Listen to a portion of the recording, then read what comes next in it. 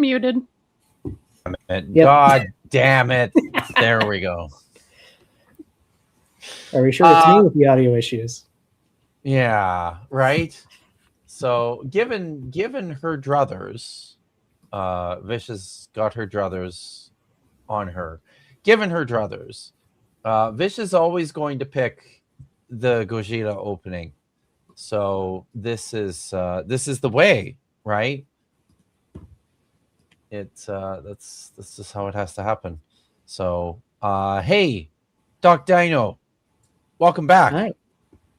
Thank you. Thanks for having me back. Awesome. Yeah, it's gonna be fun. So hey everyone, excuse me. It's Friday afternoon on the 26th of June already. Wow. And it's 2:00 here on the Pacific Coast. My name is Kip Davis. I'm a biblical scholar and a specialist in early Judaism and the Dead Sea Scrolls. And I stream Fridays at 2:00 to talk about the Bible and relevant topics related to the Bible.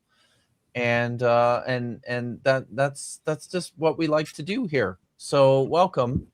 And today we are joined by our special guest, Doc Dino. I'm looking for the applause. There we go. Thank you. Thank you. So good to see you. I hope you're doing well. Been doing pretty all right. That's good. And Vish is here, you guys. This is fun because Doc Dino was here a month ago, I think, right? 3 weeks a month, something like that. Yeah. Yeah, and Vish was at like a wedding, and so she wasn't here for that one, but she's here today, and I'm kind of excited to share some of your dinosaur knowledge and expertise, as well as the stupidity and nonsense from young Earth creationists with Vish. So I'm, you're no stranger to this stuff, Vish, but it's not something. I mean, I guess we do some of this on Dapper's channel, but it's like doing a Dapper show without Dapper. Weird. So That's funny. Dapper will be on my channel tomorrow, actually. Oh wow! So maybe I've stolen him away from you. Well, I mean, Dapper's only ever been on my channel once, so probably not. And I don't know. I need an excuse to invite him back, but when you're a Bible channel, there's not that many occasions to invite a dinosaur onto your channel. So it just it's so. But anyways. Here we are with you. There's a whole bunch of people already in the audience. It's good to see you guys. Victoria is here, and John, and allegedly Fred. So there is no convincing evidence of the actual existence in history of a Noah or his ark. McKink, anything being on said non-existent ark rather unlikely. Yeah, probably. That sounds about right.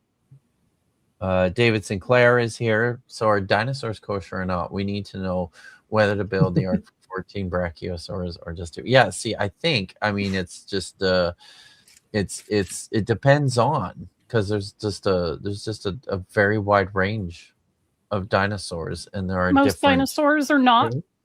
Of the avian dinosaurs, some are. Yeah. There you go. I mean, what does an animal have to have in order to be kosher? Like, what are the requirements? Needs to be ruminant, split hooves, chew cud, and it can't be a pig because they have split hooves but they don't chew cud. Can't be a rabbit because they chew cud but they don't have hooves. Mm-hmm. So, if you're a fish, you need to have scales and fins. So catfish is out, doesn't have scales. So, yeah. That's pretty much it. I mean, out of the birds, there's a list of no-nos, and there's been various discussions about chickens. I personally I think chickens are fine. And yeah, it's not really that complicated if you just read the text. It's all of the centuries of litigating what counts and what doesn't that makes it complicated, but I don't really hold to a lot of that. So lots of that litigation. So yeah, as you can tell, yes, the answer is not simple. We already have a super chat here from Jeremiah for $1.99. Has labeled this stream Vishosaurus. So that's good. Thanks, man. Thanks for coming out. Yeah, just going through the roll call here. It's good to see. Oh, Prixie is stoked. That's good, because a little bit more science this time around than what we're used to. Good to see you, Alma Susan. Is that really true? Dapper has only been, yes, it's true, only once, and the one and only time Dapper was here, it was like an emergency stream because he got his channel got shut down for like a few weeks, and he and I were scheduled. Yes, actually, it's twice, because that one that one I didn't really count as emergency. The one I was thinking of is he and I crashed one of your Saturday streams. Now that you mention it, because I forgot about those. I forgot about the Saturday streams. He's actually been on my channel 3 times, because he was on for very briefly for another Saturday stream that you were not in attendance for. So he was only on for like 15 or 20 minutes, but still. So yeah, okay. So he's been here like 3 times, which is more than oh yes, that's, oh god, listen, you guys are making a liar out of me. Holy cow. Let every man be found a liar. Yes. So yeah, he moderated the Diablo Critics ones when David McDonald was unavailable and Vish was unavailable. So yeah. Wow. Okay. So the Dinosaur's been here a bunch of times. My mistake. Tree Climb Tab for $2. Yes. Yeah. For $2 says switching dinosaurs in days. Very confusing. Yeah, right. It is. It's because usually, Vish and I are on with Dapper on Saturday on a different channel too. So it's yeah. All right. Well, do you want to, maybe for those who weren't here last time, Doc Dino, let us know who you are and where you are and what you do. Who is your daddy, or what does he do? Well, I can answer a few of those things. I'm Doc Dino. I also talk about creationists, but I usually focus on things like dinosaurs and geology, paleontology and geology, which are what my degree is in. I have a bachelor's degree in geology with a paleontology focus, and I am trying to go back to grad school for a master's degree, but it is kind of hard to get in right now. But I am going back to school this fall. Just going to be doing other things. But yeah, I do creationism, anti-creationism stuff. But I am trying to get into more educational content. It's just harder to script and edit those kind of videos. Or at least I'm finding it harder. It's true. The scripting and the editing of videos is something that I struggle to find the time for myself. So my hope is that in my new season of life, after I'm moving in at the end of July, beginning of August. So I'm hoping after I've moved and I'm set up in a new place that I'll be able to commit more time and energy to that. So yeah, but for now, this is kind of what it is. It takes a lot to do that kind of stuff. But yeah, so the last time you were here, we looked at a presentation, a church presentation from Jason Lyle, who is an astronomer. I think I got that right, didn't I, Vish? Jason Lyle is an astronomer. Astrophysicist. Oh, is he an Astrophysicist. he's an astrophysicist. Wow. I think so, but I could be wrong. Guys, I do a show on Saturday nights called Budget Scripture Saturday, and I have two co-hosts, and one of my co-hosts is an astrophysicist. I don't know if you knew this. Dr. Tapioca Weasel, the famous trench coat weasels, astrophysicist trench coat weasels, trench coat astrophysicist weasels. Excuse me. So, and he loves it when I talk about his expertise in astrophysics. I wonder if he's and here. magnets. And magnets, yes. He's big on the magnets. Yeah, that's right. India Moore is the famous astrophysicist. He also is a magnetologist. Yeah. So I guess Jason Lyle, astrophysicist then. Okay. Who seems to think he knows a lot for an astrophysicist about dinosaurs and the Bible, and I've seen some other things that he's done, and it seems like he seems to think he also knows a lot about philosophy. So I've noticed, but yeah, that astrophysics degree of his is apparently carrying him far. That's what I'm seeing. So It is. He likes to talk outside of his field quite a bit, which is something that you should probably avoid doing when you can. Yeah. I am not going to lecture you about the Bible, but I will talk to you literally all day about rocks. Sure. Yeah. Likewise, I'm happy to hear about rocks and to talk about them, but you know, I will defer to you, good sir, because you know this shit and I don't. So that's kind of how this works, right? Yeah. Sorry, I just noticed Katie Lewis says here she thinks that he maybe believes that baptism confers an automatic PhD in theology. There's a lot of guys like that, so it seems. But yeah, so that's what we're doing. We'll just continue with the video that we started watching the last time Doc Dino was here, and we spent quite a bit of time in the video at first talking about Behemoth and Leviathan in the book of Job, and why these are definitely not dinosaurs, as Jason Lyle seems to think, and talked a little bit about what they probably actually are. But right now, I think with the video, I think the next place we're going is talking about Noah's Ark.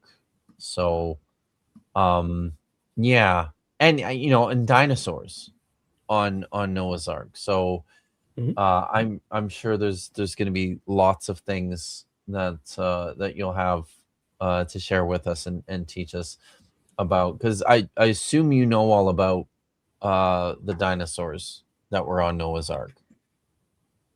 Yes, there were quite a few that are very well studied. Awesome. Cool. So maybe if there's nothing else, we'll pull up the video and we'll start looking at this. Sounds good to me. People knew about flying reptiles as well. Were dinosaurs on Noah's Ark? That's the question that people ask. And then, of course, would they fit? Would be the follow-up.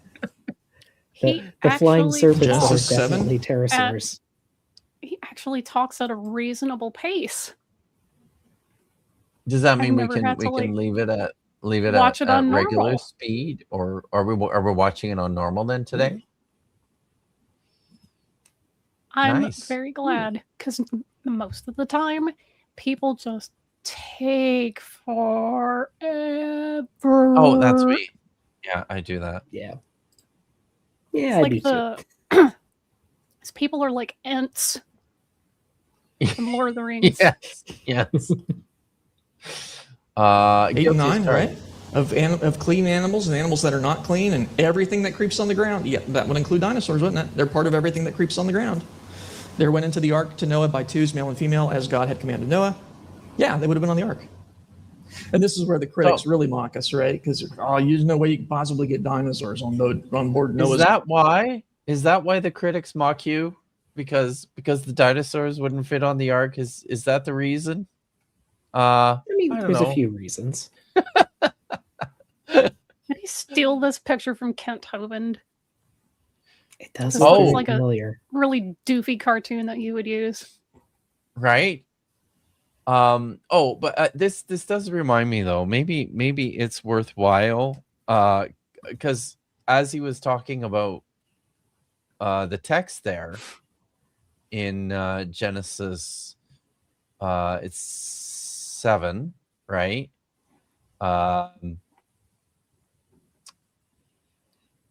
So it's probably worthwhile looking at this just quickly before moving on, because like this is not an unproblematic text, and this is and you probably I suspect About to say, hey, how did Noah what was clean and unclean if Moses wasn't even born yet? well there's that. There's other issues with the text here too though. It's a good point like, though, Vish. 2s in one passage and then 2s and 7s in the other. It's like, right? Yeah. Okay. So he's pretty selective here in terms of how he's. Let's see. Let's go back to this is the line of Noah. I think this is the end of chapter 6, right? So, make for yourself an ark of gopher wood. Make it is my thing on the stage yet? Yeah, it is. Okay. Yeah. Make it with compartments and cover it inside and out with pitch. So these are the instructions for building the ark. He's going to bring Also, a flood. I don't know if you want to mention briefly about gopher, the gopher wood. It's just transliterated. We don't actually know what gopher wood is. Correct. It's not talking about gopher like the animal. It's just spelled gopher. Yeah. It's this word here. It's atse gopher. So, and we have no idea what educated guesses at best on what gopher is in Hebrew. So, type of wood, apparently. I thought I'd heard somewhere that it could be translated to like either reeds or papyrus. Nope. I don't remember where I heard that from. Yeah. I wouldn't. There's a word for reeds. Suf. Okay. Yeah. So it's like I said, I wouldn't. It's interesting. So all right. Papyrus so would kind of be shitty to build an ark out of, though. I don't know that out of that's reeds, wrong. right? Yeah. Out of reeds, or I mean papyrus, though. But hey, I could be wrong. It might be a super strong material.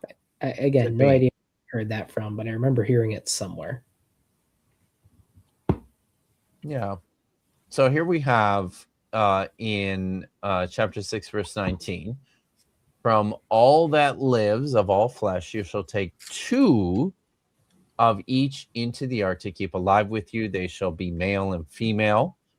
And then he says, from birds of every kind, cattle of every kind of creeping thing on the earth, 2 of each shall come to you to stay alive. And then, and I believe that's what he read, isn't it? Where verses 19 and 20 in chapter 6. So 2 of all flesh, male and female, to keep alive with you in the ark, including birds, cattle, and every creeping thing on the earth. And then later on in chapter 7, we discover this. Of every pure animal, you shall take 7 pairs, male and female mates, and of every animal that is not pure, 2 male and female mates. Of the birds of the sky, also 7 pairs, male and female, to keep seed alive upon the earth. So the question right at the outset is, well, which is it here? Are we taking just a pair of every kind of animal and birds and creeping thing, or 7 pairs of pure animals and 2 Yes. of every, like, what is going on here?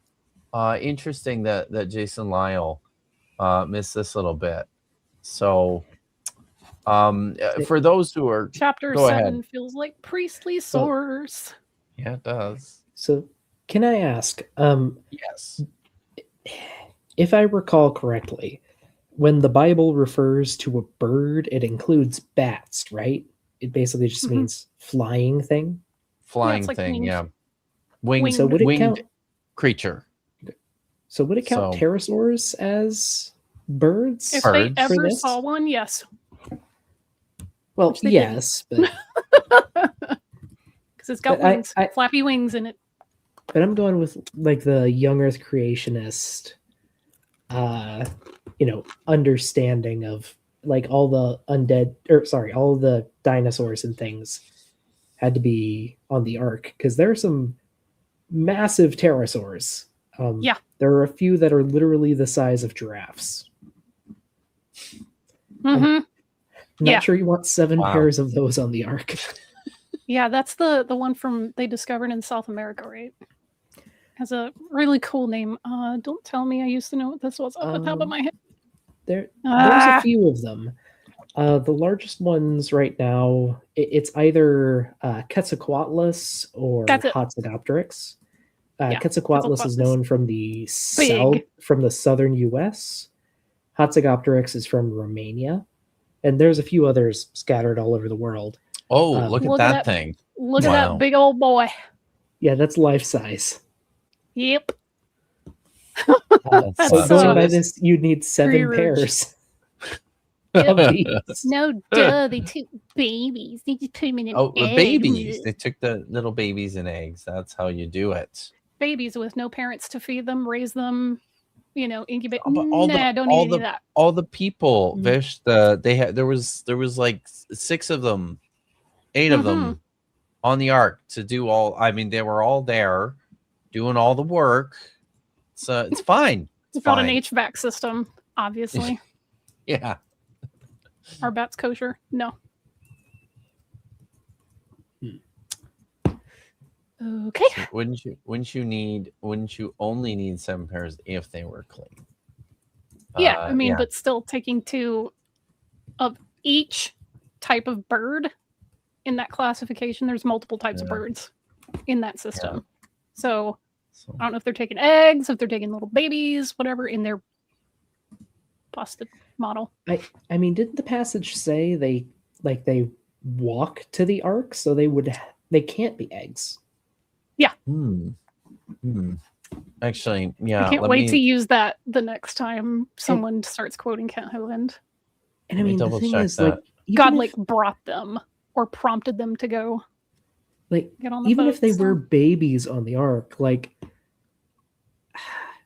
depending on the species of sauropod you're talking about, they could That's put it. on You just passed well over Mhm. a ton in weight in their first year of life.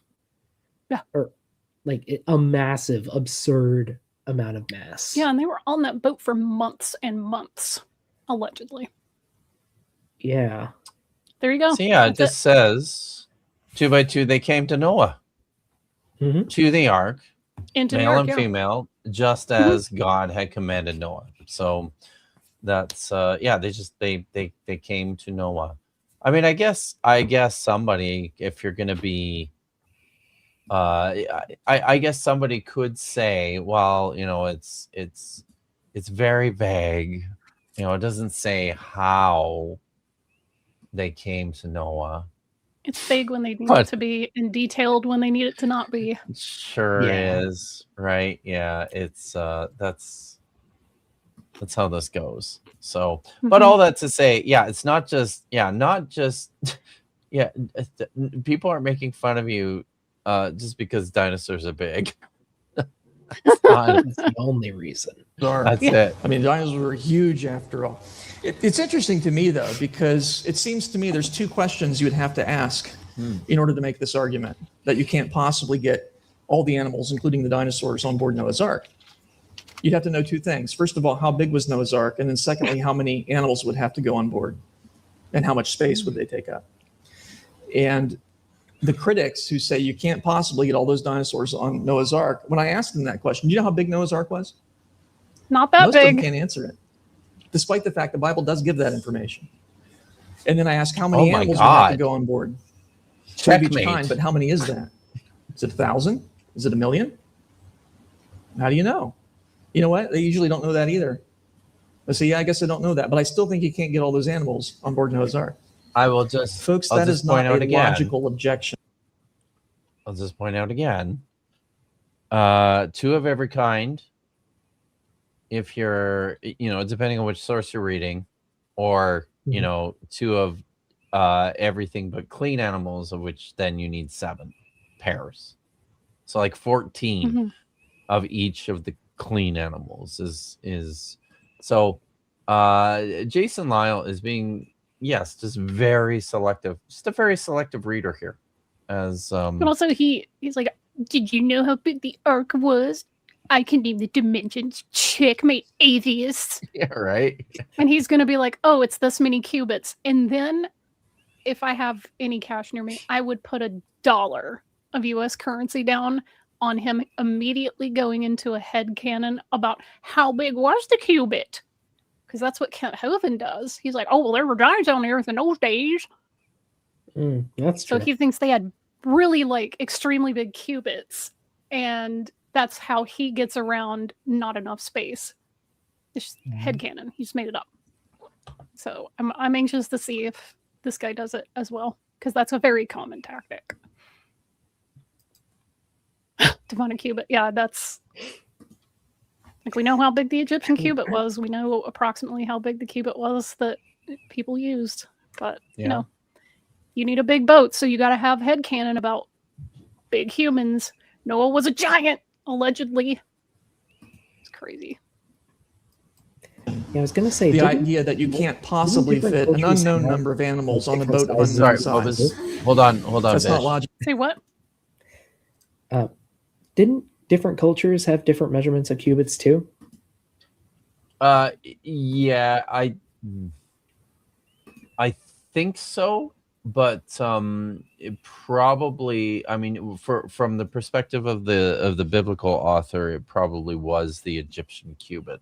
So Okay. it's yeah, I don't think there was a huge difference between not really. various They're all pretty Levantine or close. Mesopotamian cubits. I don't think Yeah. they varied by a whole lot. Maybe Hmm. a few inches at most, but If that. So yeah. but I mean, Okay. look that up. Don't take my word for it. I'm not a cubit expert. Right? They're just speculating. Noah's Ark was huge. First of all, the Bible gives the dimension in cubits. Cubit is the distance from your elbow to the tip of your hand. Now, that's a little different for different people, but it's around 18 inches, 1.5 feet. That's a cubit. And the ark's 300 cubits by 50 by 30. Even if you assume the smallest possible cubit of 17.5 inches, this would be the minimum possible size of Noah's Ark. It was probably a bit bigger than that. It's probably 450 feet by 75 by 45. That would be more realistic. And there are larger cubits too, so it could have been even bigger than that. The real Ark had the same capacity as 522 railroad stock cars. Ever seen the train at the intersection? Ever count the cars? I've never counted 522. That's a lot. God gave Noah the instructions on how to build the ark, at least the dimensions, and perhaps other information that's not recorded, but we know at least the dimensions were recorded. That's 300 it. cubits by 50 by 30. We know That's we the know the headcanon. dimensions. Yeah. And maybe some stuff that wasn't recorded. Okay. It's just Secret such a knowledge. it's such a painfully vague description, right, of the ark. I'll just I'm just gonna bring this back so that we're clear here. Going back to chapter 6 here, where he gives the dimensions. Make for yourself an ark of gopher wood. Make it an ark with compartments. Cover it inside and out with pitch. That's important. It'll, make it float. This is how you shall make it. The Waterproof. length of the ark should be 300 cubits. Its width 50 cubits, and its height 30 cubits. Make an opening for daylight in the ark. And there's this weird phrase here, which is translated in the JPS as terminate it within a cubit of the top. Put the entrance to the ark on its side. Make it with bottom, second, and third decks. And that's it. That is literally that's all the information we get about it. 3 stories or 3 decks and 1 sunlight opening. And a door. And you're And done. a door on the side. That's Which it. may or may not be above the water line when it floats. Right? So, Yeah. Well, you got to make, I guess, yeah. Not even saying how thick the wonder if walls they- have to be too. No. Like that would eat into your volume. None of that. I So- did want to bring up his slide again. Yeah. So, gross tonnage, and no one cares because you don't know how thick the walls were. 125,280 sheep-size animals. My man, where are you putting the food? Yeah. Yeah. Where are you putting clean, fresh water? Because if this is a worldwide flood, are they just drinking like water regardless of salinity? Because that's a real quick way to dehydrate. Also, I think too, like it's not just about the animal's size. Like some smaller animals need a little bit more room than other smaller animals just to survive, right? I mean, animals in general do. They don't do well with being cooped up in Yeah. tiny spaces. No animal does. No, exactly. Yeah. Did I think I've told this story on this show before, but when my kids were little and my wife was working, she was working evenings, and she left to go to work. She came home from work one night and she came inside and she's like, I need your help because I brought a chicken home with me. And she's and I'm like, what is going on? And so yes, like full grown chicken that couldn't walk, and she found him, at the side of the road, just on the shoulder of the overpass, to go onto the highway. And she saw this chicken sitting on the side of the road when she left for work. She worked her whole shift and she came home and had the thought, I wonder if that chicken is still there. And sure enough, sitting in exactly the same place. And she just walked out and picked him up and put him in the car because he's like a roaster chicken who spent his entire life, in like a little coop. Had no idea how to use her legs, right? Didn't know how to walk.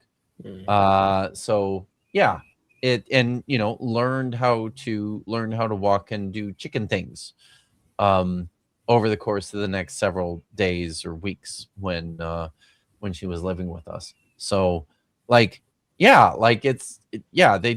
animals don't do great and they're stuck. And especially if he's talking about babies, right? He's talking about taking baby animals with him on the ark, and you're going to coop them up for a year. Like this sounds like a bad idea. Really does. Yeah. Sounds bad. I don't think any of these people have ever lived on a farm or a No. ranch. No, right? Because that's the kind of stuff that people who have never done animal husbandry would say. Yeah. Once Kent Hovind was asked how kangaroos came from the ark in Mesopotamia to Australia, he really answered, they hopped. I mean, unless you go with the guy who thinks that they surfed on vegetation mats. Mm, Or mhm. perhaps we're even, platypus may have been launched out of a volcano. We don't know for sure. You could have suborbital platypi. Suborbital Think platypi about sounds like a fun band name. Yeah, that was a running joke for Yeah. a while on Dapper's channel, is suborbital platypus, because there were just stupid creationist arguments about, did they surf on a reed mat? Did they walk? How long did it take them? Why did they go there instead of other places on the earth? It's all very silly and ad hoc. So, It's oh true. yeah. No, he says that they have soft hands because they don't do Oh, manual labor. They've soft never done hands. anything like that. Yeah. Soft hands. Yeah. Like, humans couldn't have built this. They couldn't have carved this. They couldn't have... Soft hands. Skill issue. Skill issue. Mhm. All right. Be more realistic. And there are larger cubits too, so it could have been even bigger than that. The real ark had the same capacity as 522 railroad stock cars. Ever seen a train at the intersection? Ever count the cars? I've never counted. Americans will use anything but the metric system. 522. That's a lot. God gave Noah the instructions on how to build the ark, at least the dimensions, and perhaps other information that's not recorded, but we know at least the dimensions were recorded. 300 cubits by 50 by 30. But was it big enough to hold all the animals, and how many animals would that be? Now, 2 of each kind, but people get confused here. Because, you see, Noah didn't have to bring 2 Dalmatians and 2 Deerhounds and 2 Beagles and 2 Border Collies and 2 Golden Retrievers. You can get all those breeds. Oh, those breeds are recent. Golden Retrievers didn't exist 200 years ago. You see, all Noah needed was 2 dogs. And you can get all those breeds later. That's not a problem. Well, So, and sometimes you can even get different species. There's still this. Where I did they put mean- the Maine wolves? I was going to say there's even 6,000, because that's what we're talking about here, right? Are we talking 6,000 years ago, or is it 4,000 years ago? 4,400 4,000. Yeah. Okay. So Mhm. 4,000, 5,000 years ago, there were still, ancient varieties of dogs, right? Yeah. They didn't all just pop up. Every single breed of dog didn't just all pop up, within the last the last 4,000 years. There's a much longer, more complicated history than that. I even know that, and I don't know shit about this stuff. They always use the dog example. They always use dogs as the example. And because that seems plausible, it makes the whole thing seem plausible. But I don't want to know about dogs. Those are too easy. Tell me about the freaking platypus. Tell me about Mustelidae, like the otters and the weasels and whatever. Tell me about horses and pachyderms. I need to know about those things. Did he take a mammoth and an African elephant? Or did he just take one that looked vaguely sort of kind of like each? And why? Did a mammoth walk all the way to the ark? Or was the fur, the woolly stuff, a development later and then they just went extinct anyway? I mean, even just sticking with dog-like animals, you could just stick with Canidae. And how many kinds are we dealing with there? Because there's a lot of species of wild dogs and foxes. And I mean, obviously he wouldn't deal with this or he'd just hand wave it away, but we could estimate their divergence times from their mutation rates. And we can test those with ancestral specimens, fossils we find. If they're young enough, we can test their proteins, see how they hold up to the modern day ones. And there's just not enough time, even between I think it's the maned wolf and the South American bush dog. They're each other's closest living relatives. They look nothing like each other. They're completely wild. And they diverged about 2 million years ago. Mm-hmm. But this is what Mind Phaser is saying. To see, evolution cannot happen over millions of years, only thousands. And that's one of the main problems with their model, is that if you have a sort of archetype animal, it requires hyper evolution in order to get to where we are now. Like, it has to go plaid in order for us to get where we were by the time these texts are being written. Like, every new generation would have to look like a completely different species. And they don't believe that that can happen. So, And like, I know it's bad enough with elephants. Like, there is literally, I don't think there is enough time for you to get all of our extinct elephantid species, even with a new species every generation. Like, sauropods are even worse. Like, sauropods would take even longer to mature. There are even more species of sauropods, and they are far more divergent. Like, they're far more different than at least most elephantids are to each other. what kind and does that's the one Dimetrodon dinosaur fit group. into? How many dinosaurs or, prehistoric creatures do we know of that have the big fins on their back?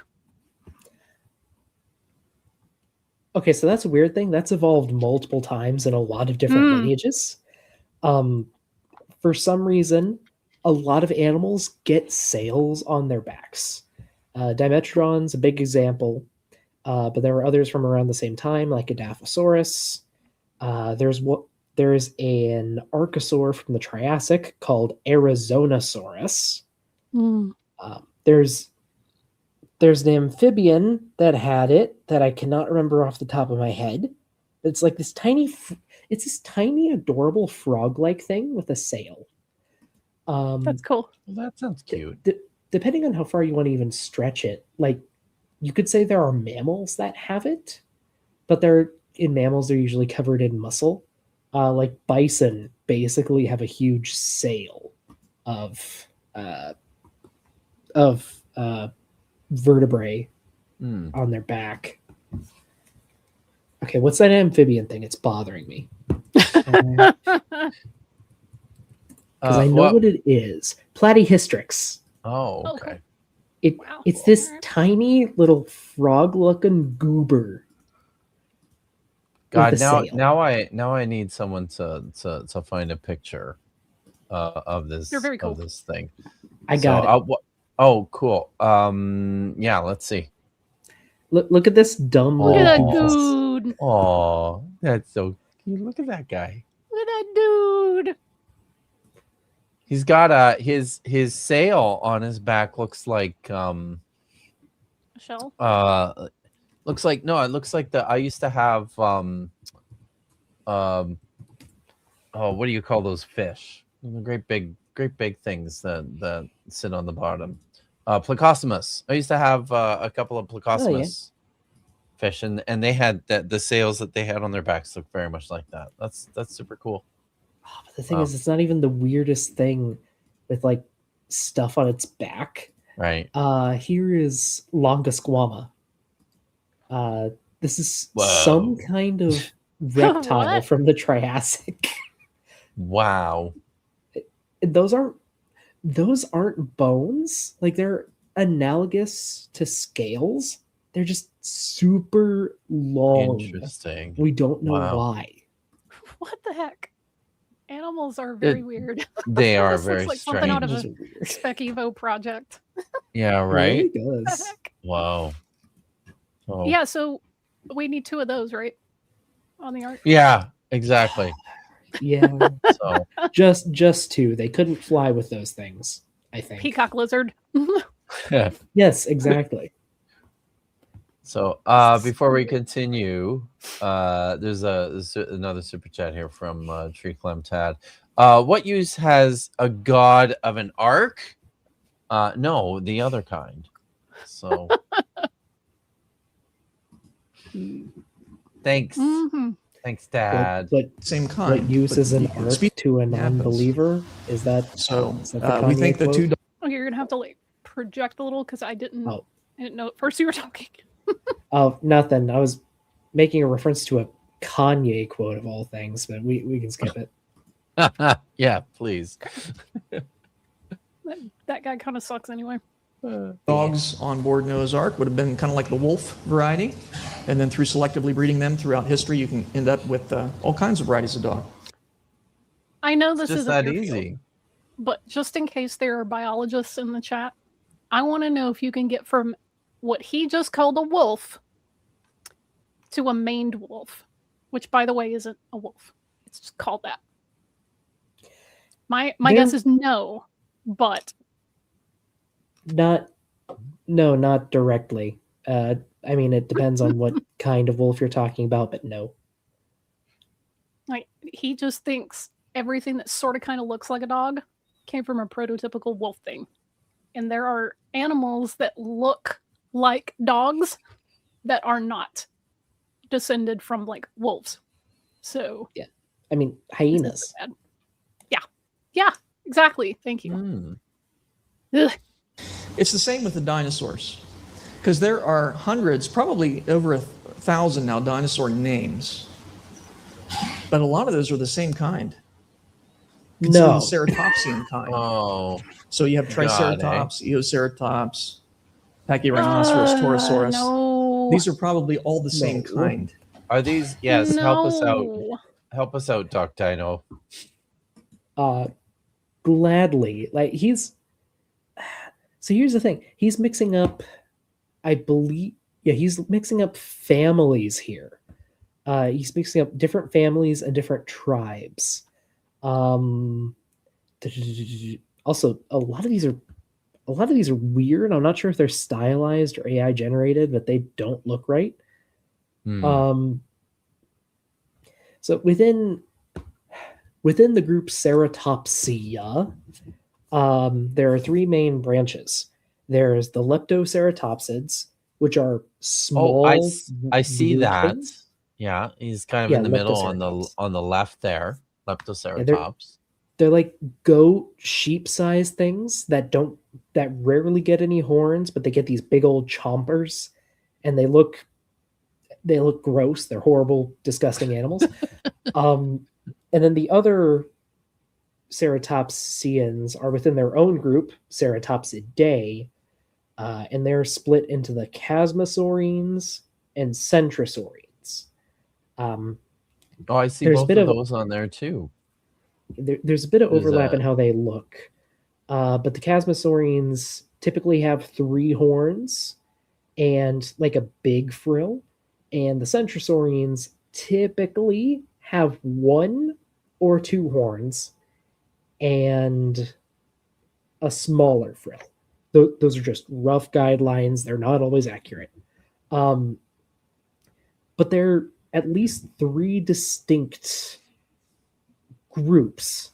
Like I said, you have 2 families in there, and then one family is split into 2 tribes. They are very distinct.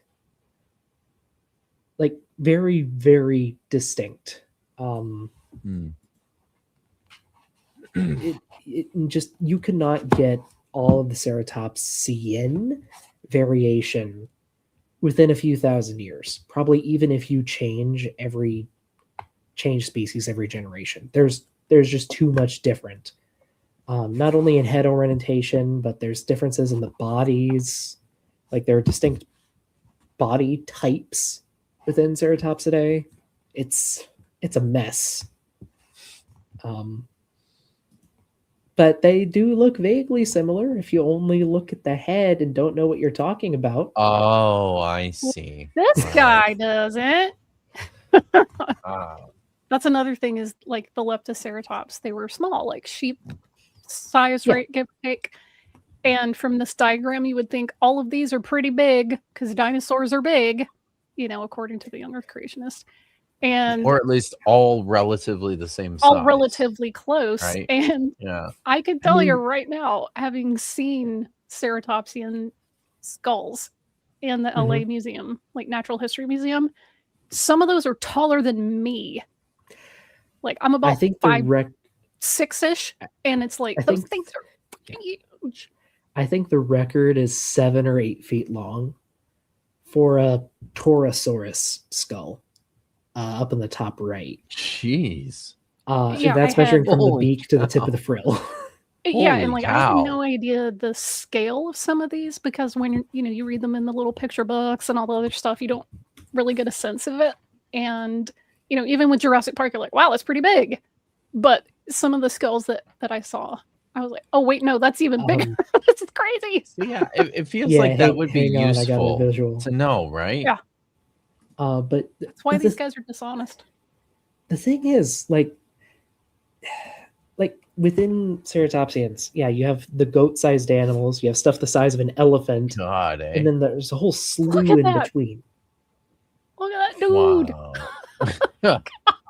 Yeah. That is huge. It's like the whole It- skull is the size of like one of those little guys, Bigger, Yeah. if not bigger. Yeah, Bigger. right? Yeah. bigger. Wow.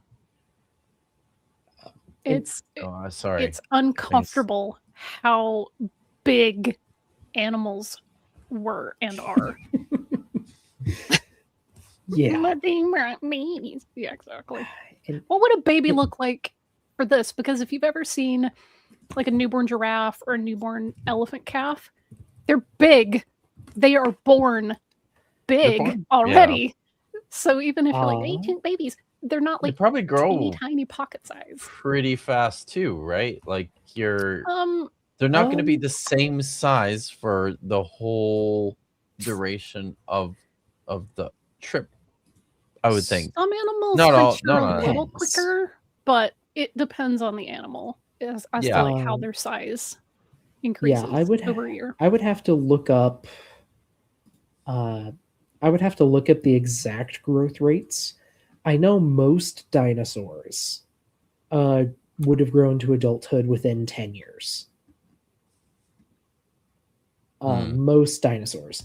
The tricky thing is when you start to get bigger, because a lot of dinosaurs seem to have grown bigger by basically just extending their period of growth. Hmm. Mhm. And here's a skull of a baby Triceratops compared to an adult Triceratops, and a baby Chasmosaurus compared to an adult Chasmosaurus. Bruh. Wow. Yeah.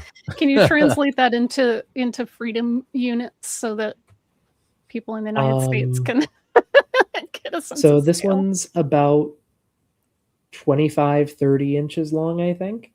And this is 4 to 5 feet. Woo! Maybe closer to 6 feet, Woo, come on. I think. Okay. There you go. Yes, How many Ceratopsian football ontogeny stadiums is this? really, really weird. Ontogeny is the process by which an organism grows up. They start out small with huge eyes like a lot of babies. They seem to be born with horns, or at least they develop them very quickly after Little being born, knobs. and a tiny little shelf back here. No. As they grow, their horns, at least in Triceratops, their horns curl backwards at first. So they're like this if the frill's back here. Then as they grow, the pattern of growth changes. So they keep that curved tip, and then it lengthens this way. So they What? recurve. That's wild. Yeah, it's really Yeah. weird. School And buses.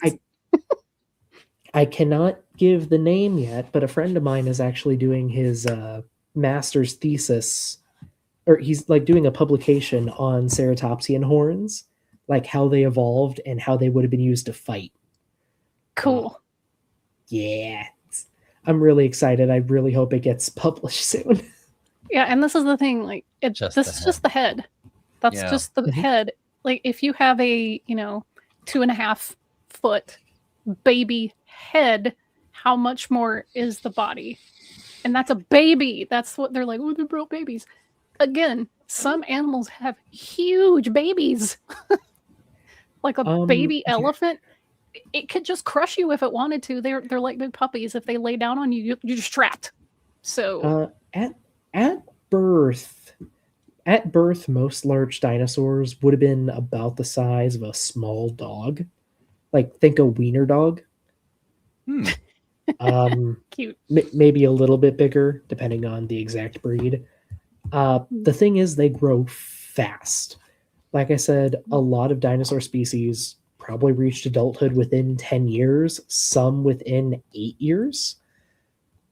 But the sauropods are going to kill everything because within the first year of life, a lot of estimates put a lot of sauropods at growing over 1,000 pounds in a single year. Bruh. That requires so much food for one baby. And that was exactly where we were going. A 1,200-pound cow eats about 10,000 pounds of dry food in a year. Some of these animals are going to need several times their own weight in food, not to mention the volume their food would also take up. Yeah. Not to mention that most sauropods probably couldn't process things like grass, so hay is probably out the window. Oh wow! You would need like need a lot of trees? stuff that. Yeah.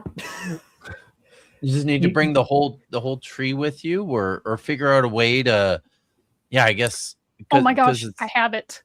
I get it. Okay. I know why we can't find the ark. They made it out of gopher wood, and they covered it with pitch so that it would take longer for the ceratopsians to eat through it. Here's the thing: with one exception, with one group exception, dinosaurs couldn't chew. Their jaws just aren't equipped to do that.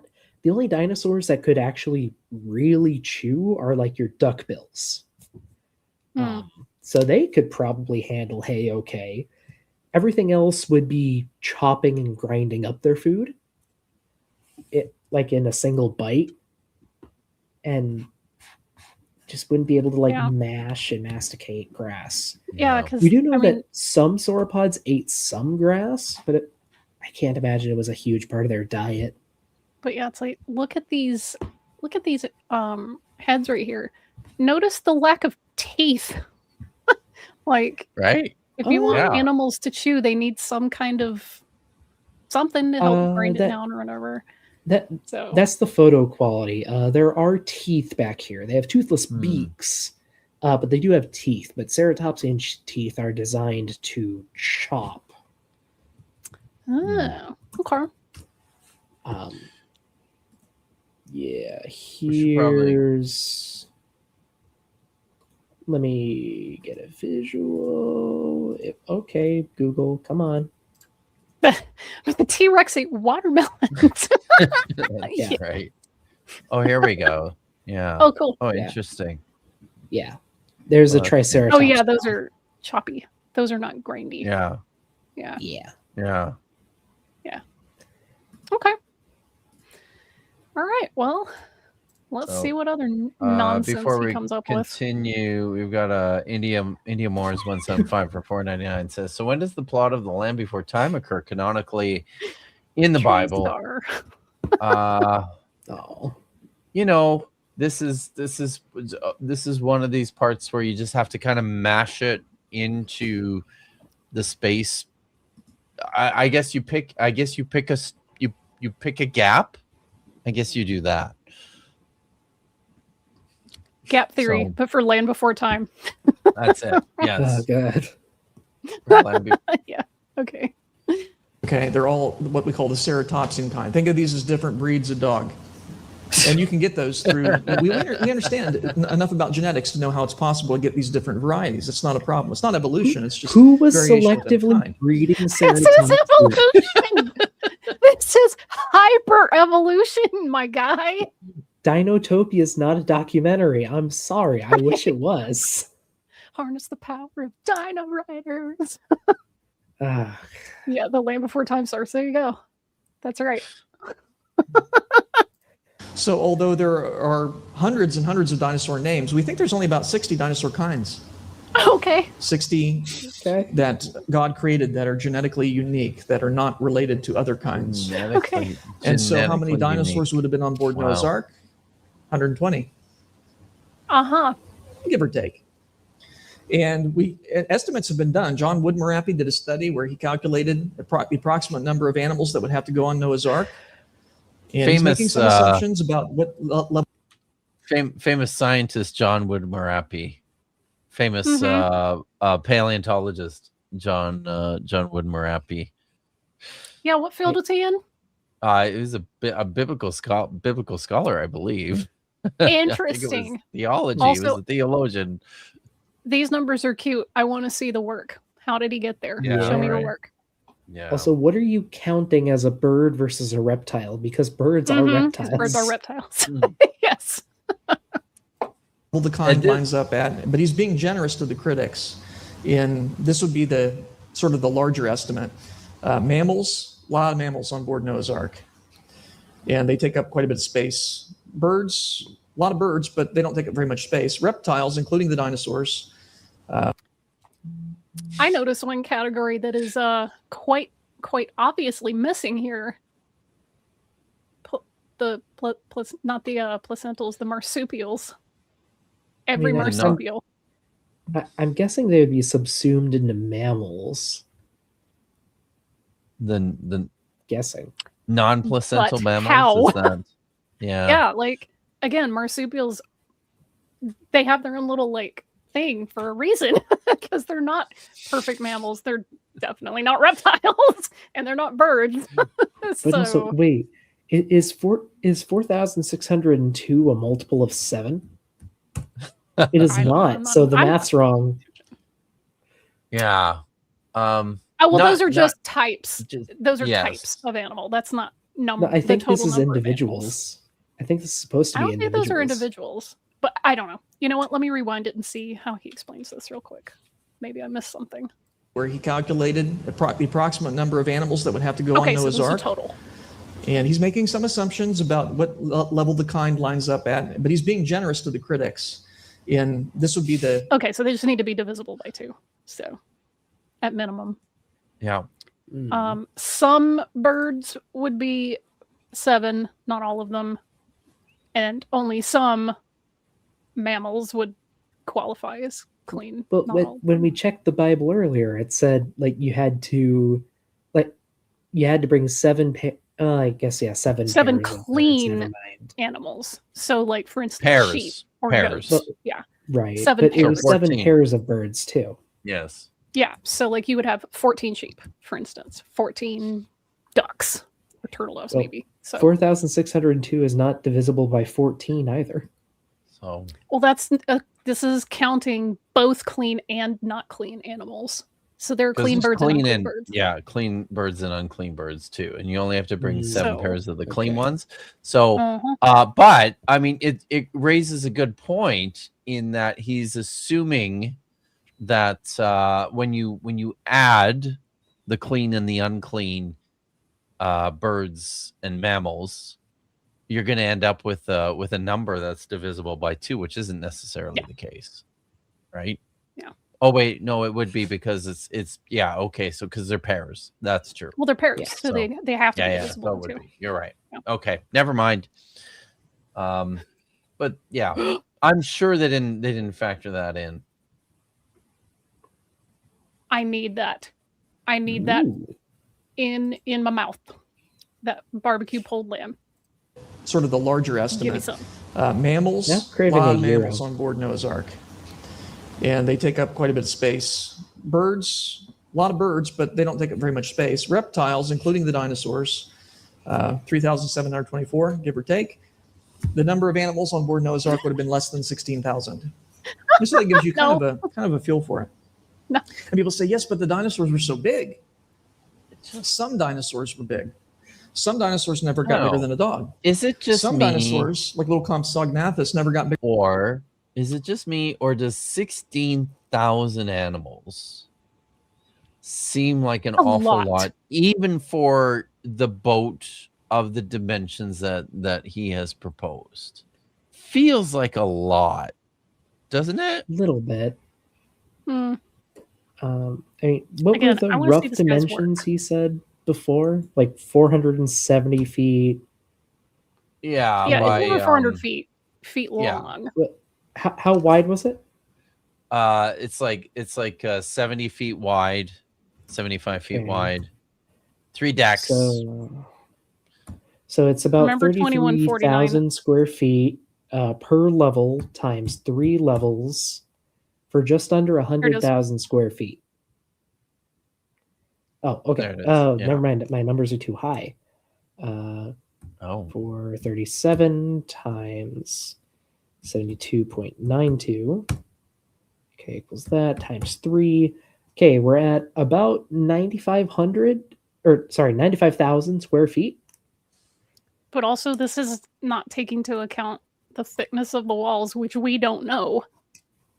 And I True. find that interesting Yeah. because when we're told to build the small ark, like the box that the priest would carry, we are told the thickness of the walls for that. But here, But that but seemed at like the a same weird detail time, to leave like, out. so dividing like the square footage area you have when combining all the decks, divided by 15,000 animals, it's just over 6 square feet per each animal. Like 6 individual square animal. feet. It is 6.37 square Jesus. feet per animal. That's nothing. Yeah, no, that's where. Wow. Katie points out Enjoy that your for reference, that's closet. 3,000 more animals than live at the San Diego Zoo. Oh yeah, And well I they don't have like habitats to move around. Keep in mind that's also not taking into account any walking areas or poop areas or food storage. Yeah. Yeah, and honestly, you can't sleep in the same closet that you poop in. That's ridiculous. Yeah. So, and again, where's the Because food this going? was after the You were fall, so just- disease was a thing. yeah, and you're not accounting for the walls, which we don't know the thickness of, and where we store the food and put the poop, because all of that Yeah. didn't even figure into these numbers. So, bleh. So yeah, I've never been to the San Diego Zoo, but I've been to the Calgary Zoo, and which is probably quite a bit smaller. But there's quite a number of the the pens and the enclosures for animals are like huge for the animals that they house at the zoo. This just really seems ridiculous. It is. Also, those poor dino reconstructions are so old. They need to rest. Yeah. Yeah, you're not good. Some dinosaurs, like little Compsognathus, never got bigger than a chicken. They're reptiles that have their legs underneath their Oh. body. I remember- Compsognathus qualifes. I remember Okay. Compsognathus So just from because it's a Jurassic dinosaur Park. doesn't mean it's big. Mhm. So there's a skull of a particular dinosaur. Some of them just never got that big. The other thing you need to remember is because people think, well, what about the really big ones? Are you Even the looking really this big one up? dinosaurs started out Okay, really yeah, that small. is a cool thing. I thought How big he are those eggs, misspelled though? another species. Give us something for scale, dude. That's the problem. Look at this. Look at this little satisfied grin. Look at these eggs. Just I look at think how those small these are- eggs are. There's nothing for scale. Those are Oviraptorosaur eggs, so probably about the size of the stick of deodorant, maybe a little bigger. Okay. We often forget about the women and the children, right? But also they So came the to the largest- ark, so they can't have been in eggs. I'd like to It- point out Go ahead. I'm unsurprised if the people in attendance at his church talk often forget about the women and the children. That feels like it's probably on point. Just saying. I find that So- ironic. Yeah. Yeah. Dinosaur eggs that we find are a little bigger than a football. They're about that big. You mean that big, long-necked dinosaur that fills up the entire room in a museum? When it was a baby, it hatched out of an egg that was that big. But you gotta. Yeah. Well, they came to the ark under their own power, Jason. So I will stick to that because it doesn't say they were brought to the ark. They came to the ark. That's what it says. the verb is Uh, go. That means to come to or to enter. So But even granting eggs, you've got to have like an incubation system to look after these eggs to make Mhm. sure that they mature enough that they're going to hatch, and there's going to be live offspring. So Okay, hear me out, Kip.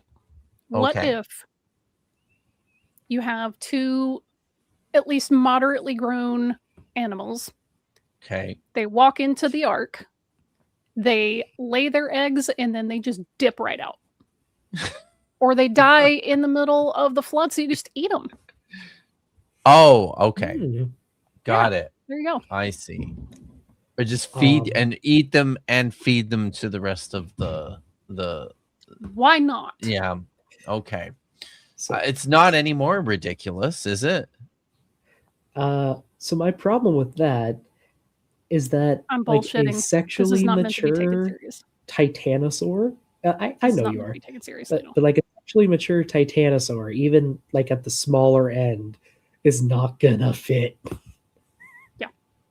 But Wow. isn't it in like the sauropod kind? You don't have to take Yeah. a Titanosaurus. You could take a smaller one, and then you just hyper evolve the Titanosaurus because reasons, and it goes extinct almost immediately. Yeah, right. Like Yeah, I they didn't have the think of that. time to become this huge variety of species, and then all go to extinct within Or all by the time before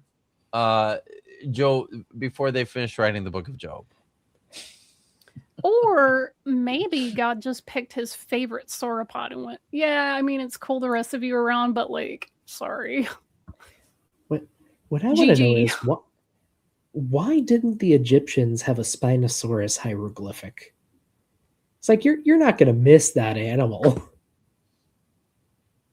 Yeah. Mhm.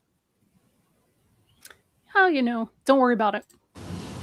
And it turns out you can't make an egg much bigger than that for physics reasons. You'd have to make the shell thicker to support the weight, and then oxygen wouldn't be permeable to oxygen. So there's a maximum size for an true. egg. And I've seen dinosaur eggs. Good That's about job. it. Congratulations. Which means when that big dinosaur first hatched, it had to fit in the egg. It must have been about that big. Wouldn't it make sense, therefore, for God to take some of the younger dinosaurs on board Noah's Ark? We know the space available, 450 feet by 75 by 3 decks, 100,000 square feet. There might That's have been bigger than mezzanine the levels, numbers he too. gave earlier. The Bible doesn't say. He said, yeah, the ones he said those were at the bottom end, but said that it was probably bigger. At one point he did say it was probably closer to 450 feet by 75 feet. So he did say that. Okay, so that does bring up the space each animal has from 6.3 square feet to 6.7 square feet. Ooh. Nice. Okay. Wow. Whoa. God. One way or the other. But that's the minimum. I mean, there was at least that much space. We Really? can calculate the amount of space taken up by birds, which is very little because most birds are small.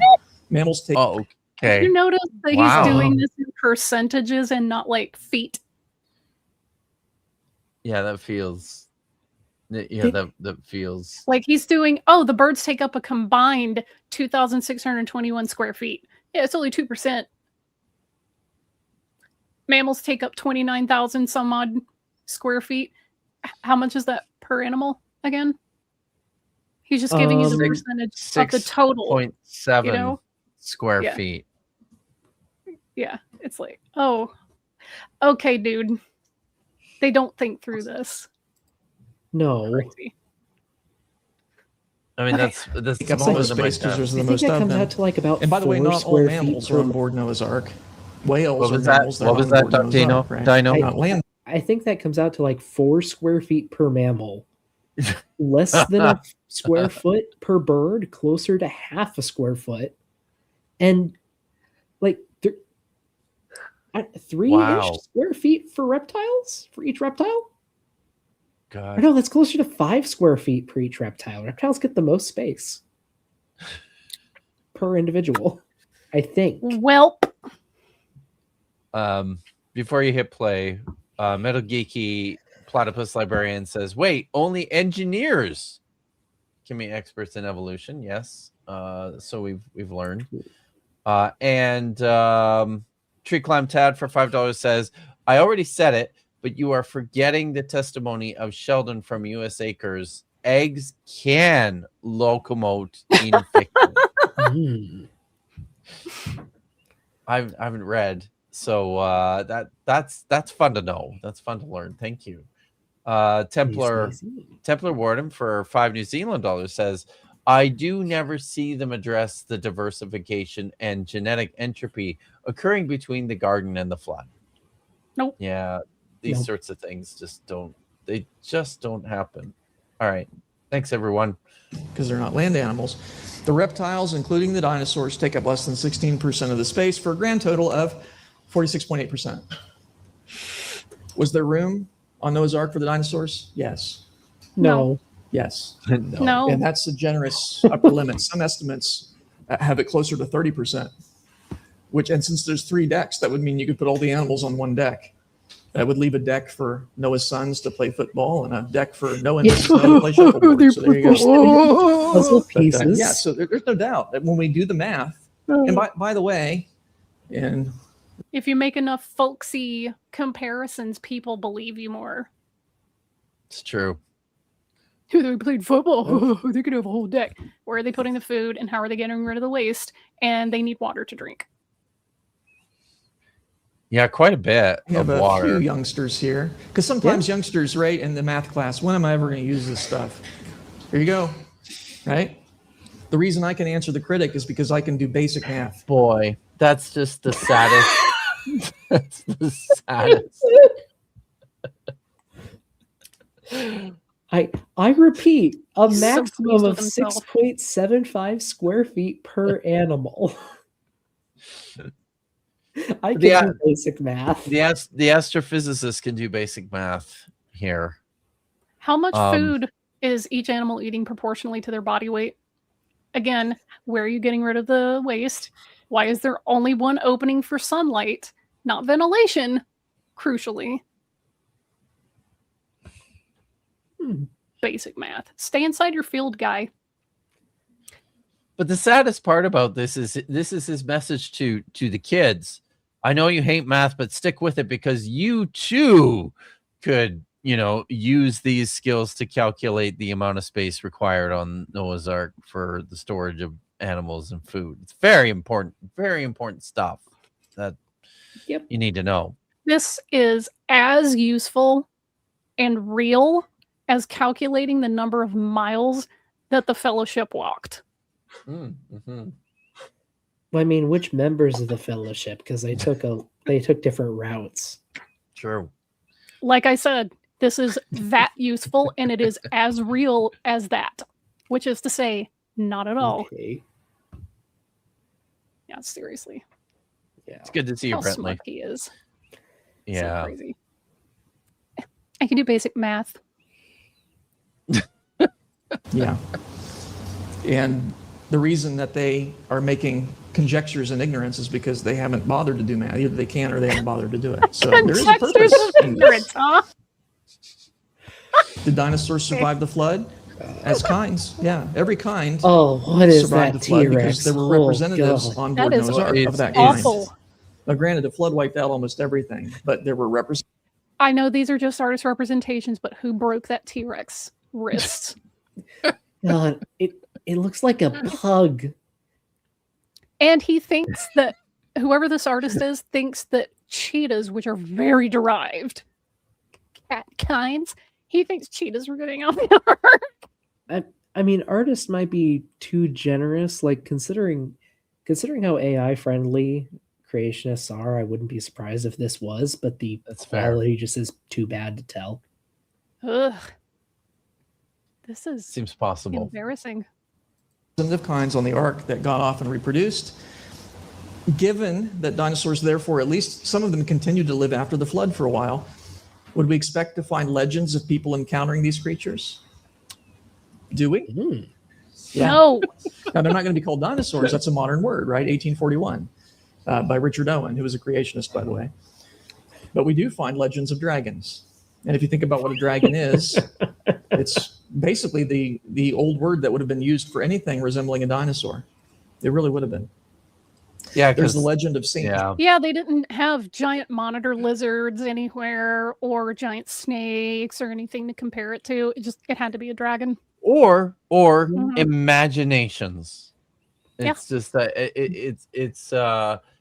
it continues to boggle the mind how anybody fails to grasp that human beings can, invent things in their minds. Yeah, humans famously lacking imagination and creativity. Crazy, right? Yeah, and also, again, yeah, it's not like people live near crocodiles or anything.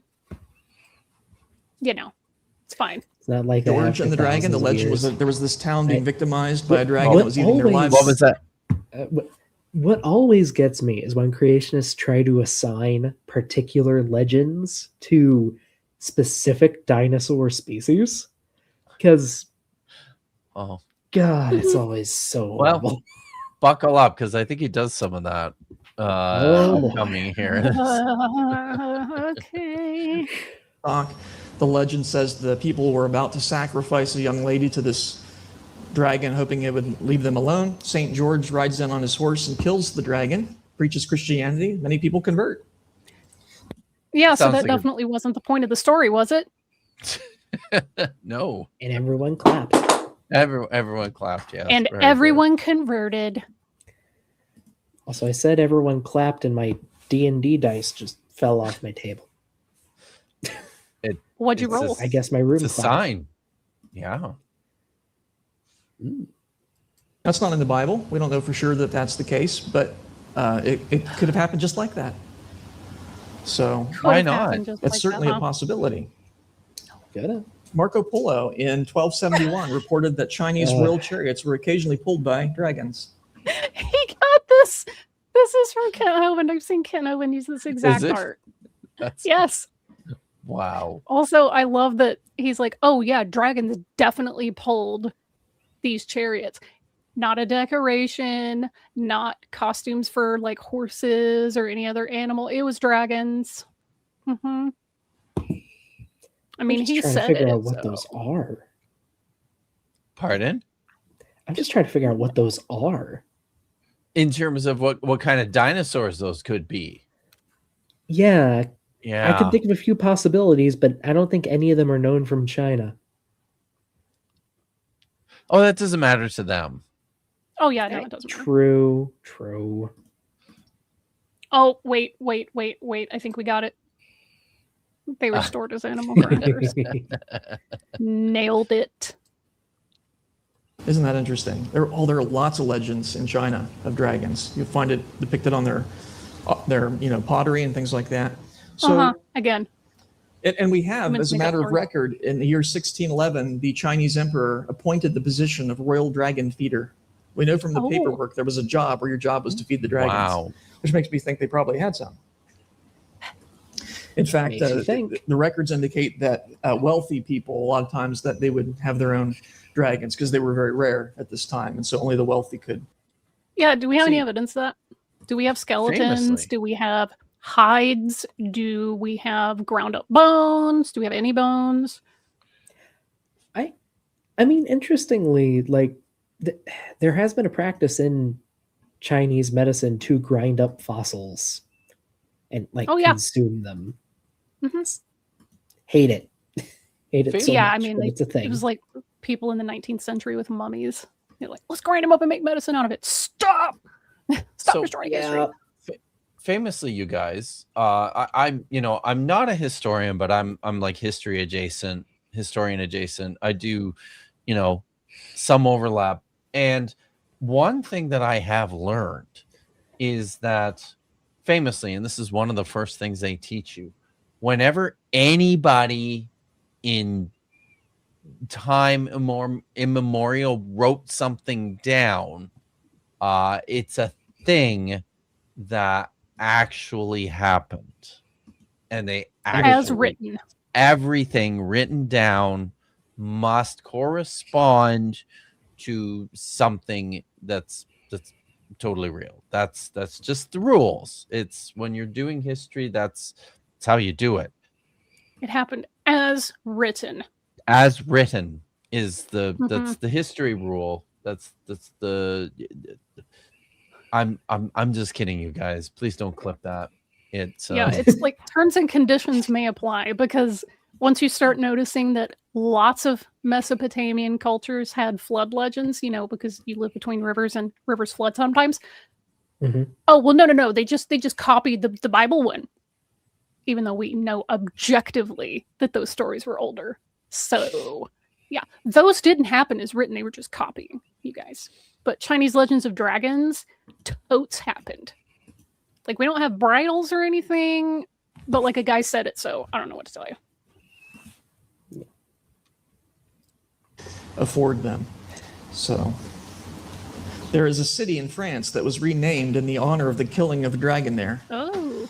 The animal's described as being larger than an ox, Tarascon. armored, and had horns on its head.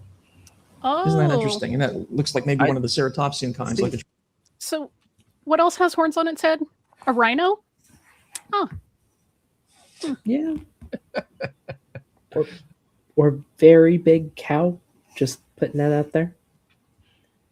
I just You know what else had horns that are really big that actually don't exist anymore? Aurochs. Oh yeah, that's true. Those are big ass cow looking things.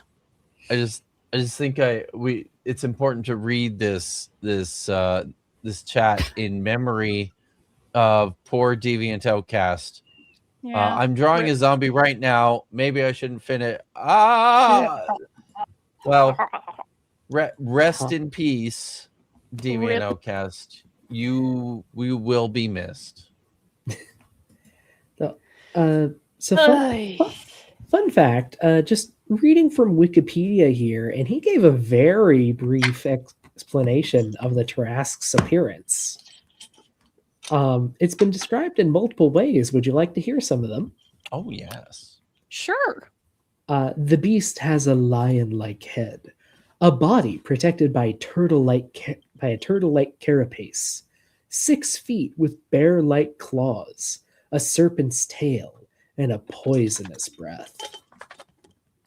Triceratops, perhaps. 6 Boy, feet. Sorry, 6? 6 feet. 6 feet, yes. How many reptile-looking things or dinosaurs had 6 feet? Maybe one with a weird genetic mutation, but other than that, I can't think of any. So lion-like face, turtle-like carapace, serpent tail, and 6 feet. Sounds And like a poison real breath. animal to me. I believe it. I mean, there's another description that's called a dragon that is half animal, half fish, that is thicker than an ox, longer than a horse, with sword-like teeth. Half animal, Wow. half fish. I get that these aren't scientific terms, but I'm like, fish are animals. But okay, it's fine. Yeah. Fine. Nitpick. Are those the only two? Those are the only two that I'm seeing Okay. just at a brief glance on the Wikipedia page, but there's a lot. Like this is not a real animal, safe to say. No, it's not. I didn't think we'd have to say that, but might have to say it. Yes. But have you guys considered Possibly they couldn't made up such a possibly? ridiculous animal. Must be true. Be true. Must be true. I mean, how would they know to describe it unless they actually saw it? Duh. That's right. A town that was in Italy, and there was a peasant who was walking behind his oxen. They were pulling a cart, and there was this little hissing dragon on the road up ahead of him. Not one of the larger ones, but it was very brave, and it was hissing, and the oxen were afraid of it. They wouldn't go near it. And so the man, he had a staff with him. He ended up killing the creature and hitting it, killing it, and he brought the body in to a local scientist named Ulysses Aldrovandus. That's why we have such good records of this. And where's the Folks, body? if you ever kill a Interesting. I'd dinosaur, love bring to- the body into a scientist. And do we have the body? Or even If not I'm just the very snake? I don't know. I'm just interested in the report from Ulysses Aldrovandus. Like, I'd like to see that. That's one of my complaints often of like apologists and grifters of many different stripes are very keen to give me their summaries of Mhm. things that they have read or sources that they've researched. Show me the source, please. A guy said a thing, Kip. I want to see it. I want to see what he said. I just there's Doc Dino looks troubled. Are you all right? I'm just trying to read up on this dragon of baloney. Yeah, how's it going? Bologna. It seems to be a chimeric creature that this guy put in a museum. He like grafted parts of a snake to a fish. Oh, okay. Got it. Of course. P.T. Barnum ass creature. Right. Yeah. So Okay, let me and listen a to frog. So we can document it, okay? That's why we have such good records. We know the date, May 13, 1572. Is that what it looked like? Aldrovandus carefully studied the carcass. He reported I it was mean, unlike any if other you reptile he'd ever seen, and based on and his are- description of it, we think it was a Tanistropheus. If you're drunk and you squint, it looks like that. So, okay. This is what he thinks it looked like based on the description. And we don't have the body, even though the guy brought it to him. Apparently, it was at a museum. okay. And it looked like this. It just looks like a apparently. snake that swallowed a big Alright. freaking animal.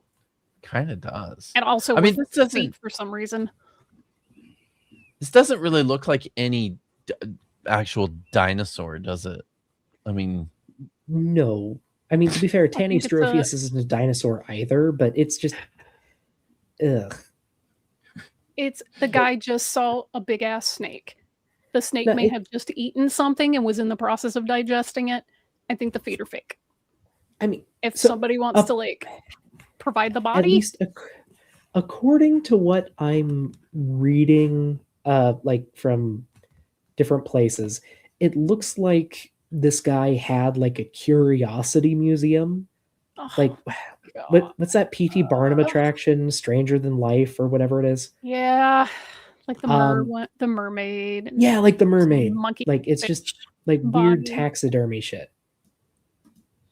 Yeah, or the the alleged like fairies that L.A. Marzulli bought from Jaime Maussan in Mexico, and you could literally see the glue and the taxidermy pins.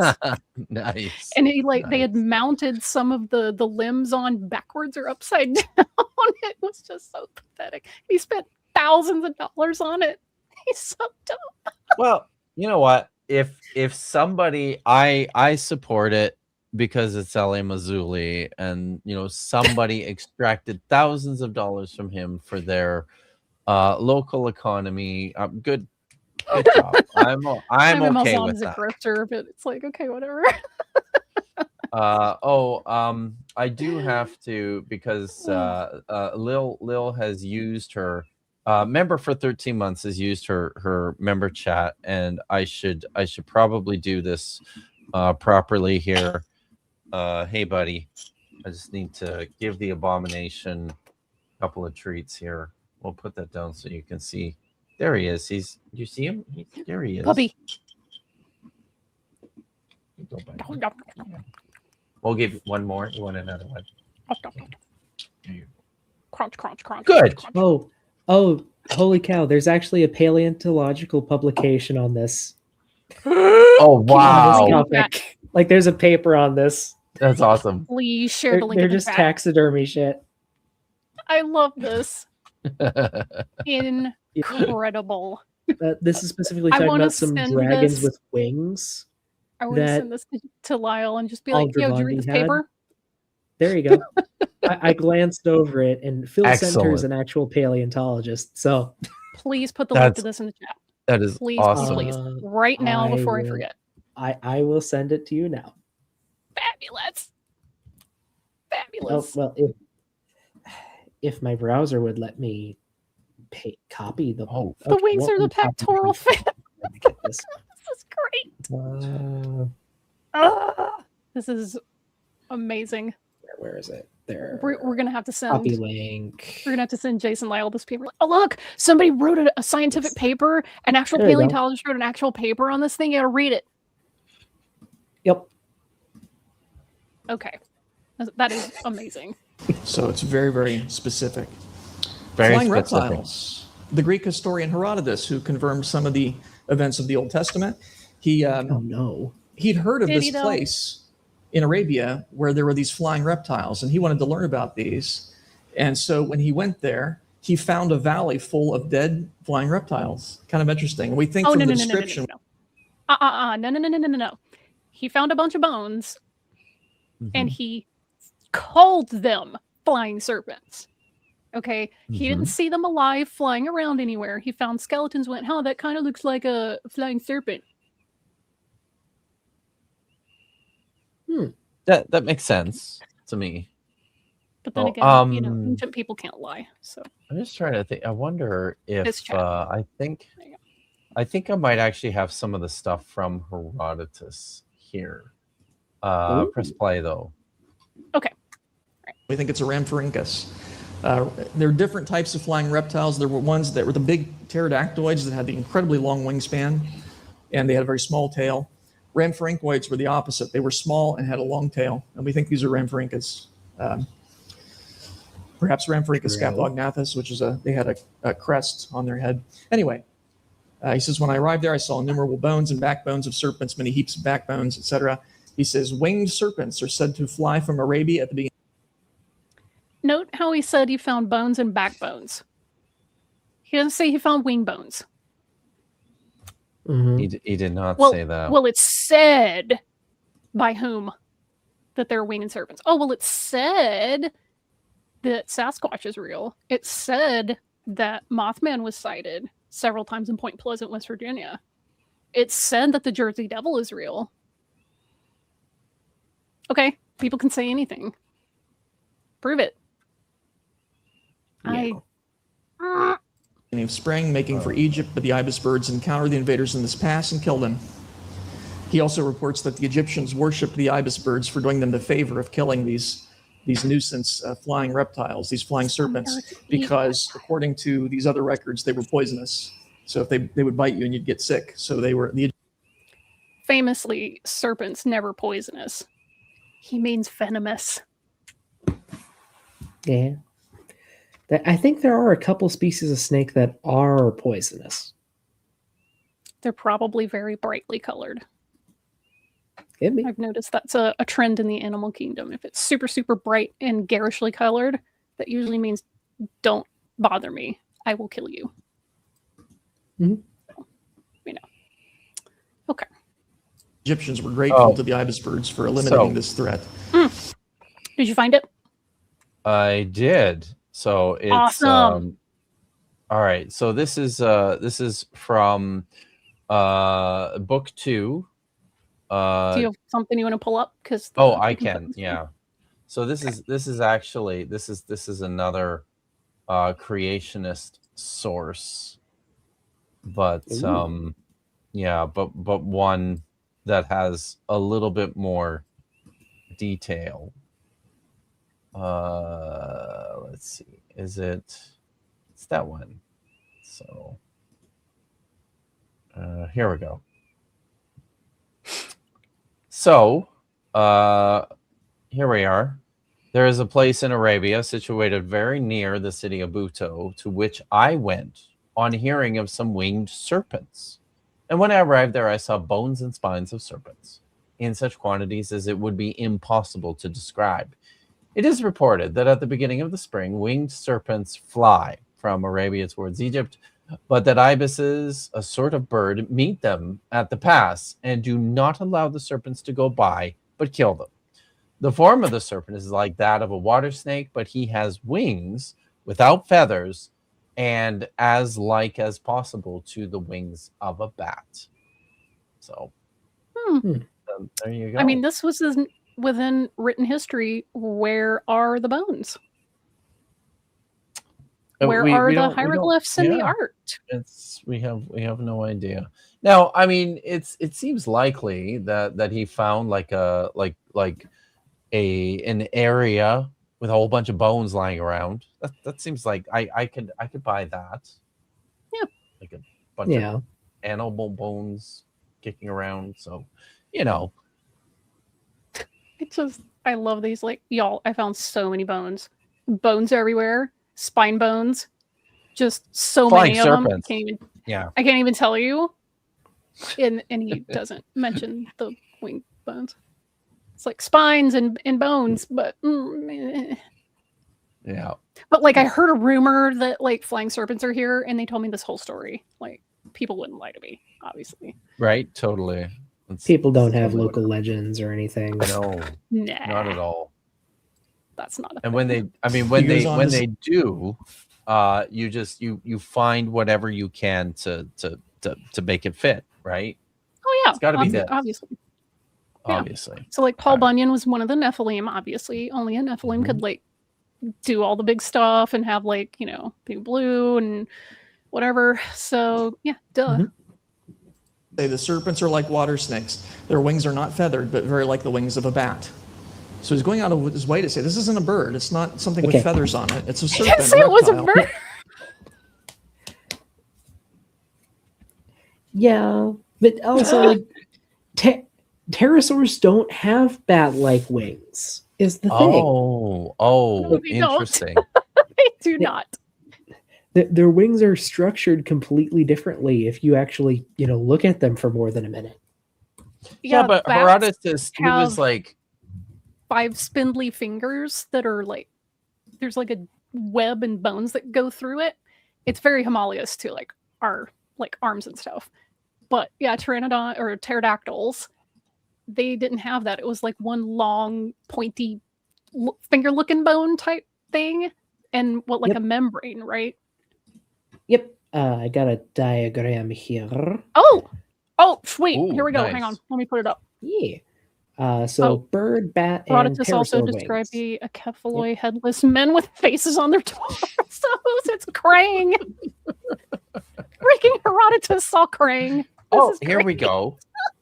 Wow. Yeah, These look quite different, honestly. Yeah. Mhm. But have you considered that people in antiquity just weren't as smart as we are? So they looked, all the wings looked the same. Primitive. They all look the same to them. All of them just look the same. Yeah, no people group ever differentiated between bats and birds. They just Never. flew, so they No, had to be the it's same just- thing. Right? Yes. But yeah, birds have a lot of fusion going on in their wing. Like their fingers, their metacarpals are fused. It actually produces a really weird structure in the hand. But yeah, and then you have feathers coming off of the skin, basically. Mhm. There's no skin in the feathers, it's just feathers. Bats have very much elongated their fingers and they're Yep. stretched back. And you have Fan. webbing between the fingers and between the body. It's basically just an extension of what every animal has. The skin is A just little extended web between your for a gliding surface. And pterosaurs, they rotate their hands forwards. So they have multiple fingers coming out of the front, except for a few specific pterosaurs that lose all of their fingers, except the main flat one. And then I believe it's usually the fourth finger. The fourth finger is the one that actually extends and creates the Mhm. wing. So there's- pterosaurs there's are a- basically pinkysaurs. Pinkysaurs, yes. Yes. But the other thing is, like, when they would be grounded, their wings would look completely different because pterosaurs had a series of ligaments and fibers within their wing that would basically draw it up like a parachute when contracted. Oh, neat. Yeah. And they could okay. put their other fingies on the ground if they wanted. Like the wing Yeah. would fold way back and they could kind of walk on those little fingies if they wanted. Or at least pick at stuff, I guess. They were most pterosaurs would have been pretty mobile on the ground. Very few exceptions that wouldn't have been. Oh, can you bring up the Quetzalcoatlus again? Yes. Because that just Is Is reminded that, me. is that the gigantic one? Yeah. Yeah, the huge one. Yeah. I think I remember seeing that one on the Netflix, the Dinosaurs. Hmm. Yes, it was in the Dinosaurs. Mm. Man, I never watched that. Was it? Is You it should. worth watching? Yeah, it's not perfect, but it was good. Yeah. So you Yep, had there the you go. little, not like palms, but analogous to our Yeah. hands. And the way the wings sit back like that Mhm. is like totally different Yeah. from any winged creature that is alive today. Yep. Wow. Swept up and out of the way. I think the main wing membrane here could scrunch up more than that, but I could be wrong. And also, the weight estimate there is accurate. All It's of hard to this see. What if probably the- weighed under 600 pounds. That's wild. Lord. Wow. Yeah, pterosaurs were made of tissue paper and paper mache. But like Jeez. fearsome predators though, right? To things smaller Perhaps. than them. Okay. Which is most things. Most things. Well, okay, with something like this, yes. Like you're just going about your day and then all of a sudden stab. I mean, we're kind of I guess we have to torn guess right at now. that There are stuff multiple too, competing right? hypotheses for what these Yeah. big pterosaurs would have been doing. Mhm. Some may have been better at like being giant storks, basically hunting for stuff in shallow water. Okay. While others might have been like land hunting generalists, Okay. basically hunting anything smaller, anything they could fit in their stomach. Which, keep in mind, the torso is very small, so nothing too big. Pelicans.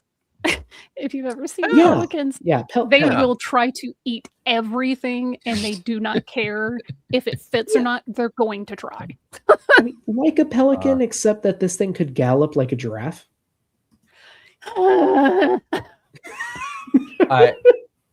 I like that. I like Jesus that Ken Christ. Scalata has pointed out here that Herodotus says there's a gold mine in India that was worked by giant ants the size of dogs. So he just, Herodotus liked to write a bunch of stuff. Oh, people told him stuff, and he liked to write it down.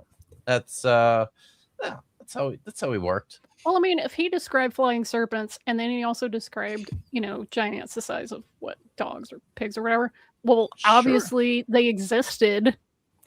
Duh. I mean, Herodotus wouldn't lie. No. Report Or anything get things inaccurately. wrong. Yeah, like nobody would lie to Herodotus. He wouldn't lie to a historian. That's No. silly. Never. Yeah. Now, the last thing I will say about these big edge darkids, the group of giant pterosaurs, if anyone's curious, there's a really cool presentation on YouTube about how they could get so big, but birds can't. Oh, that sounds Really? And still fly. Can Yeah, you put I that can link try in to the find it. thing? Because that sounds very cool. Yeah, it does. Yeah. That's a good one to include. Did he describe How they the could get spider that the big and size of still an SUV? fly. Would If there not were be cool. birds that could get heavier than these pterosaurs, but while still flying is a whole can of worms. That is I crazy. think it was put up by the Royal Tyrrell Museum. I'll find man. it and I'll put it in our chat. Okay. Awesome. Cool. All right. Let's the Joe Rogan of classical Greece. That's great. Yes. Wow. Awesome. Wow. We're getting pretty close. But its wings are like a membrane material, like that of a bat. So the kind of with the skin on it. So there you go. And the records of this creature in this area go back to 400 Records. BC and all the way up to AD 1600. And then they Sure. stop. Oh. So we think we know when this went extinct, and it was about 400 years ago. It wasn't millions of years ago, which I think is very interesting. I think that's interesting because this is right about the time the Enlightenment was about to kick off. And Yeah. people were starting to formalize what we now Yeah. know as the scientific method. And yeah, it's kind of weird. Nah, it just went extinct. It's fine. It's kind of what I was thinking. Um, Just I I will bring up the Egyptians again. Why don't they have giant pterosaur hieroglyphics? We have an Ashdarkid from Egypt called the Longclaw. But why That's good. wasn't That's a good question. something like that in hieroglyphics? Right? I Yeah. mean, reasons. Obviously. This is- We find depictions of winged serpents on some ancient Okay. coins as well, which is also interesting. Pause it, please. Yes. So, we find pictures of winged serpents on ancient coins as well. He says. A lot of my audience will recognize that these are Hebrew inscriptions, and if you watch a little bit of my channel too, you'll probably also recognize that these are depictions of probably like Seraphim, the mythical cosmic throne guardian creatures, which are best described. The word Seraph, Doc Dino, in Hebrew means burning. So these are like they're on fire. The way that they're described, there's snakes that have wings and they're on fire. That's that's what they look like. But I was looking at these though, right? And I was also struggling with the inscriptions just because some of the letters are, it's there when they get really old. It's hard for me especially to get the shapes of everything. So I was trying to figure out. I'm like, surely there's images of these things. They're not coins. They're seal impressions. So I was like, surely somebody has published something about this. I was able to find the actual publication of the one on the right, which was from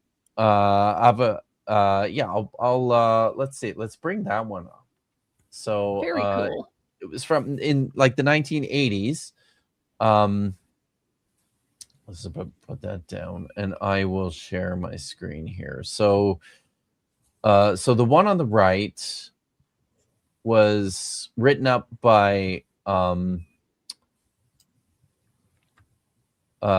Avagad, who was a brilliant paleographer especially from like the 80s and the 90s at the Hebrew University. So this here he writes the title of the article is The Priest of Dor. The object under discussion is a Hebrew seal now in private possession, which is said to be a surface find made recently near Sebasti, ancient Samaria. It has the form of a quasi-scaraboid, is flat on both sides, and is 17 millimeters by 13 millimeters wide and 5 millimeters thick. It is of grayish limestone, perforated lengthwise, and inscribed on both sides. So here is side A. It says Litsadok ben Mika, belonging to Tzadok, son of Mika. And then on the other side, he says this side is slightly smaller, 16 by 12 millimeters. It is decorated with a two-winged uraeus, and these are very common. Two-winged uraeus of the type current in Egyptianizing Phoenician art and frequently found on ancient Hebrew seals. The Egyptian uraeus originally symbolized royal and divine power, but on this seal, it may have some magic or apotropaic meaning. Above the uraeus is a two-line inscription in the same characters as those on side A. The initial letters of the first line are effaced. The inscription reads something Karif is what's at the end there. So this is probably somebody's name. Kohen Dor, the priest of Dor. So the first word should probably be restored. Lezakariv, belonging to Zechariah, the priest of Dor. So the seal was apparently used by two persons of the same family belonging to two generations. This assumption is highly plausible, albeit not absolutely proven, since one of the inscriptions lacks a patronymic. We know, however, of seals which passed as heirlooms to descendants who had their names engraved on the plain back of the seals. In our case, the motivation for reusing the seal must have been sentimental and not economic, since it was not made of precious stone. If our assumption is correct, and the inscription A must be earlier than the patronymic is not identical with the name on inscription B, thus the seal seems to have belonged initially to Sadok, son of Mika, if, however, we exclude paternal relationships, then of course, the priest may have been the first seal owner. So he's written up this entire article about the seal, and it's interesting. It dates to the 8th century, close to the time when the Assyrians destroyed the city of Samaria and occupied the region. So it's kind of cool. So yay for that. Now the other one I was unable to find anywhere except for through the Wayback Machine, which was directed to where did I go? Damn it. Hopefully that comes back. There we go. Okay. So this article, The Bible and Pterosaurs, Archaeological and Linguistic Studies of Jurassic Animals That Lived Recently, by John Gertson of Grand Rapids Baptist Seminary. Seminary. This is an article for the 1998 Midwestern Evangelical Theological Society conference held at Grand Rapids Baptist Seminary in Grand Rapids. And I'll just read the abstract here. There is an increasing amount of archaeological and linguistic evidence that pterosaurs, flying reptiles, were mentioned by several authors of Scripture. This introductory article will deal with some of those biblical words and what I've learned about them from word studies and archaeology. The scientific basis for this study has been established by articles for peer-reviewed scientific publications for both secular and creation groups. The spiritual symbolism for these animals and cultural relevance during the biblical era will also be looked at. Finally, some implications from this knowledge will be examined. So he has some science shit here, Hebrew and Greek word study, and then he gets to some images from iconography in antiquity, and here we have both of them. I'm quite sure this is where Jason Lyle got these images from. So here you see the seal on the right, which is the Priest of Dor seal in Figure 5, and then you see the seal on the left, which I was unable to find anywhere except for here, which has like an ankh laying on its side, and then what's probably a name, but I couldn't. The best I could do with this was I think it's for Aviv, Aleph. My guess is Lamed, Aleph, Bet, Yod, Vav for the text, which would then be for like his father. And then another one of these stylized urias, which are very, very common throughout Phoenician, Egyptian art and imagery in the Levant during the Iron Age. What he says here is pretty funny, though, where he mentions these seals. He says that, as well as the religious significance, the pterosaur symbol, as he calls it, reflected the widespread popularity of the Egyptian military alliance against the Assyrians among Judah's upper class. The same strategy had been unsuccessfully pursued by Israel earlier. However, their failure would not deter Judah. In fact, a Judean seal from that era has been found with a tripartite style, including. Are those your dice again? Did they? No, sorry, just nothing falling off my desk. I need to stuff clean it. I'm falling off. sorry. And do you don't even have a cat just pushing shit off your desk, do you? No, my elbow just moved. Oh dear. Hit a thing of tape. All right. So there we have the Judean seal from that era has been found with a tripartite style, including a Hebrew name, a pterosaur, and an Egyptian ankh. That's the one on the left. Another Northern Kingdom flying serpent was found at Samaria with a Hebrew inscription of Priest of Dor on it. A flying serpent seal from Judah. This one I find amusing. This is the one that's on the right. He says, a flying serpent seal from Judah was found at Lachish in figure 3. At least 9 flying serpent seals with 4 wings have been found, some of them at or near Lachish in figure 6. All of them date from the 8th century. The reason for the 4 wings could be the prohibition of a graven image on anything on earth or heaven.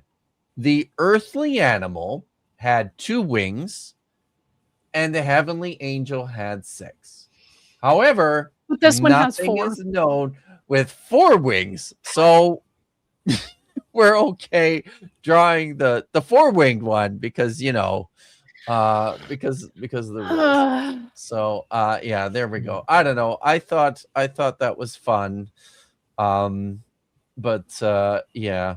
So I mean, but all this shows really is that creationists just love to plagiarize like all their friends' shit, Mhm. right? Yeah. Their own sources. Good job. Good job. Jason Lyle. Really quick, Kip, what's the plural of seraph? Seraphim. Okay, Yeah. okay, it is. I had a Mhm. feeling it was.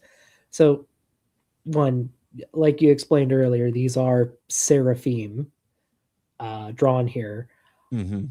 But Dude. even if they weren't, even if we were to say there were some real animal, they can't be pterosaurs because they have feathered wings.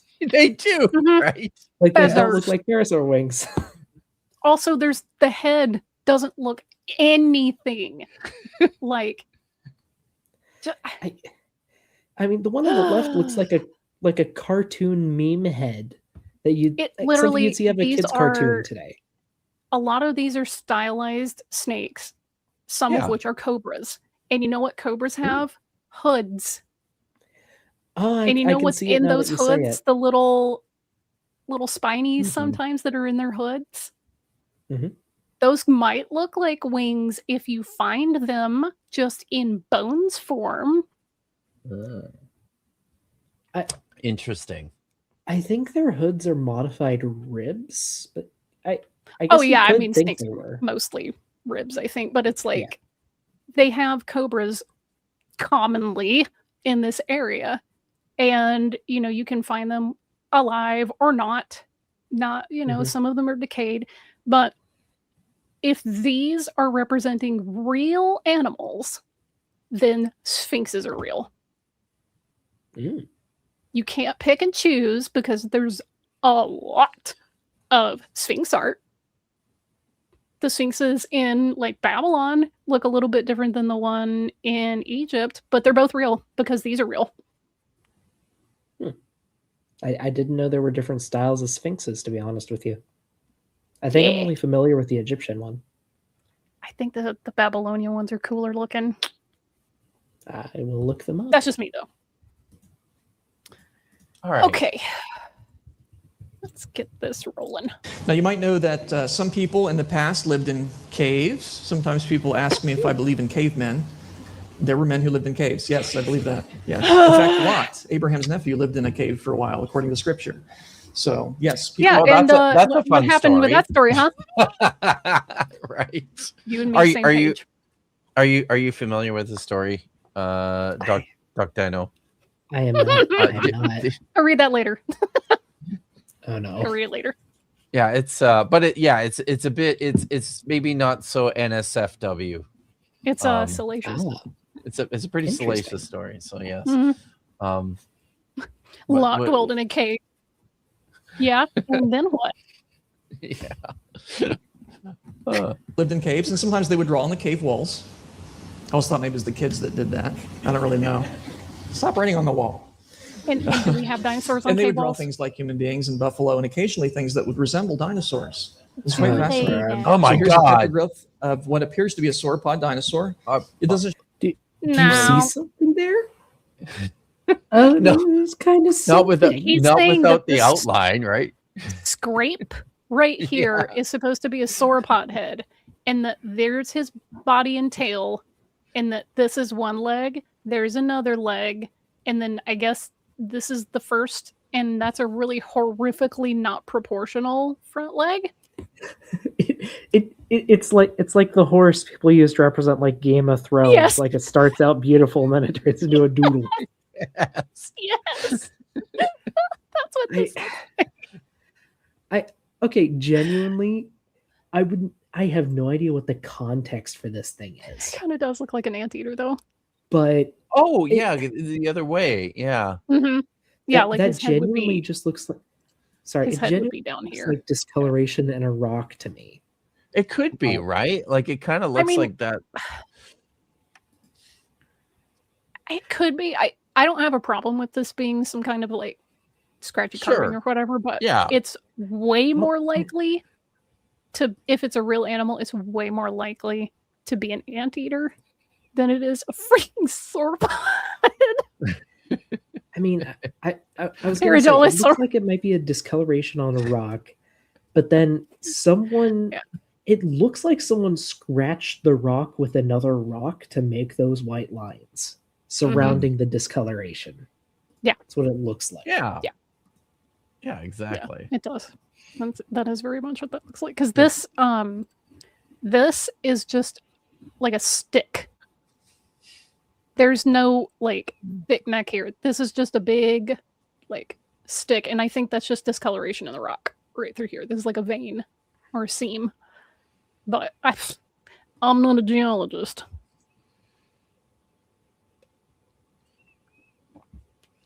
So, yeah, this is a Paradolosaurus. A Paradolosaurus. I like Yeah. it. Yeah. Show up well in the PowerPoint, except we enhanced it for you on the right, so you can see that. But once you see it on the right, you can see it on the left. Paradolia. There's another one. This is from Natural Bridges National Monument, Utah. They say it's hard to photograph, but when okay. you're there, it's obvious. It's just a very obvious. That one I know about. Long All neck. right, let's So hear. for, Talk to Let's us. hear it. so for that one, there is actual art there.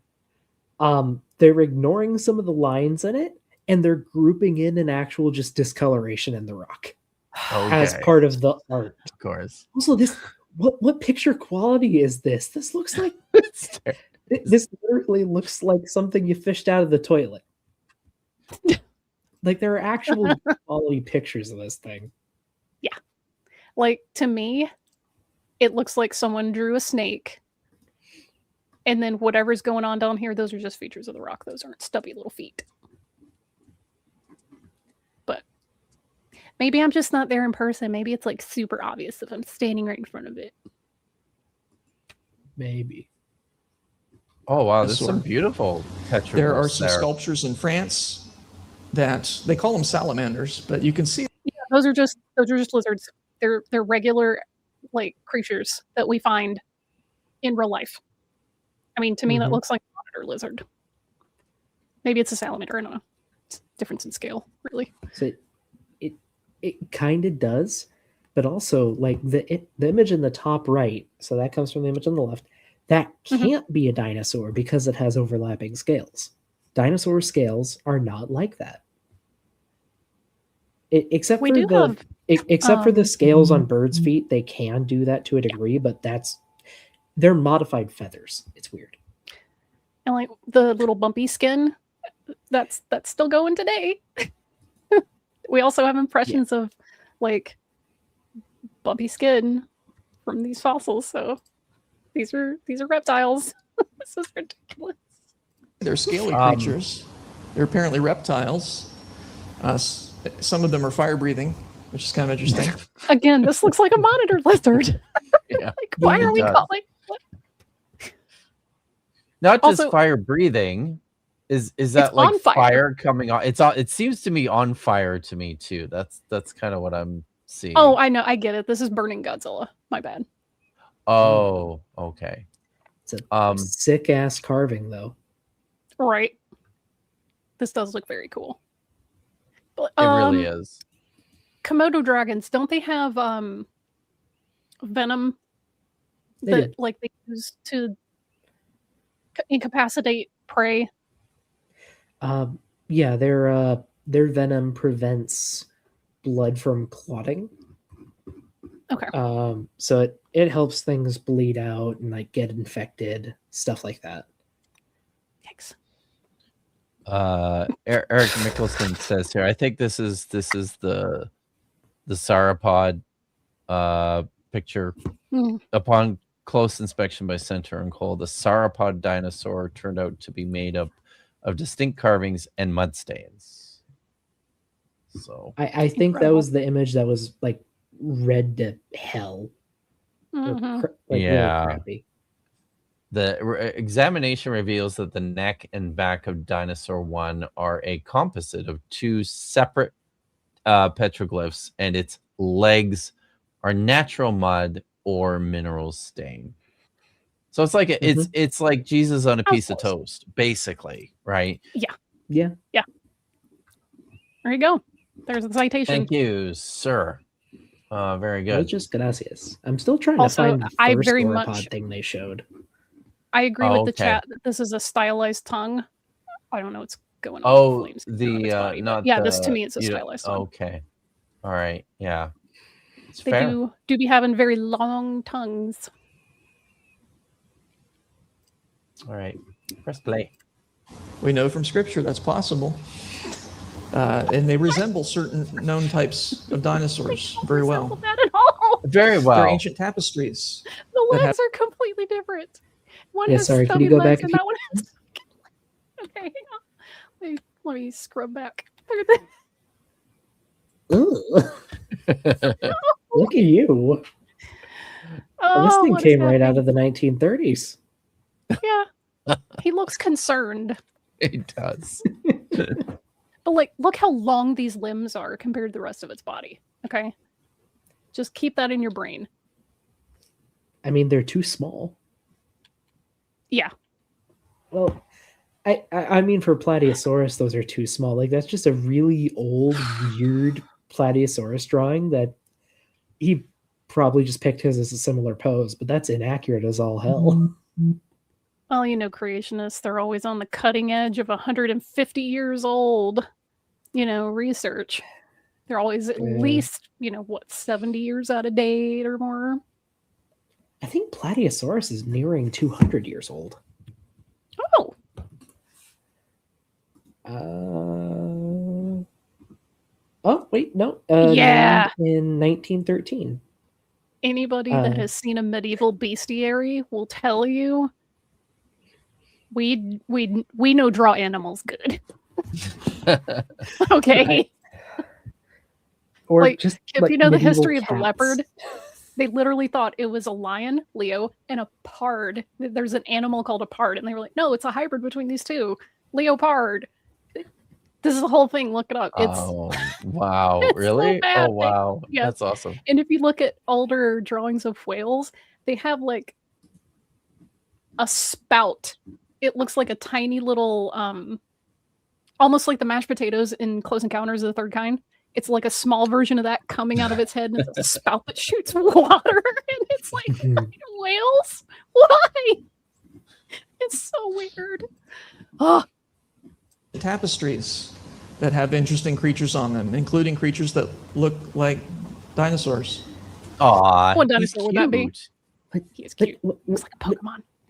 what is that even supposed to be? What is that supposed to You be? know what? What's he going to say? I think it it's- is? It's Littlefoot, isn't it? That looks like It's Littlefoot. Littlefoot. But Littlefoot was a sauropod. He wouldn't have individual toes. I don't. like Yeah, this thing. I don't know. This thing looks like it's like. I'm looking at the. It doesn't really have legs so much as like those look like flippers to me. Like he's like a swimmy little guy.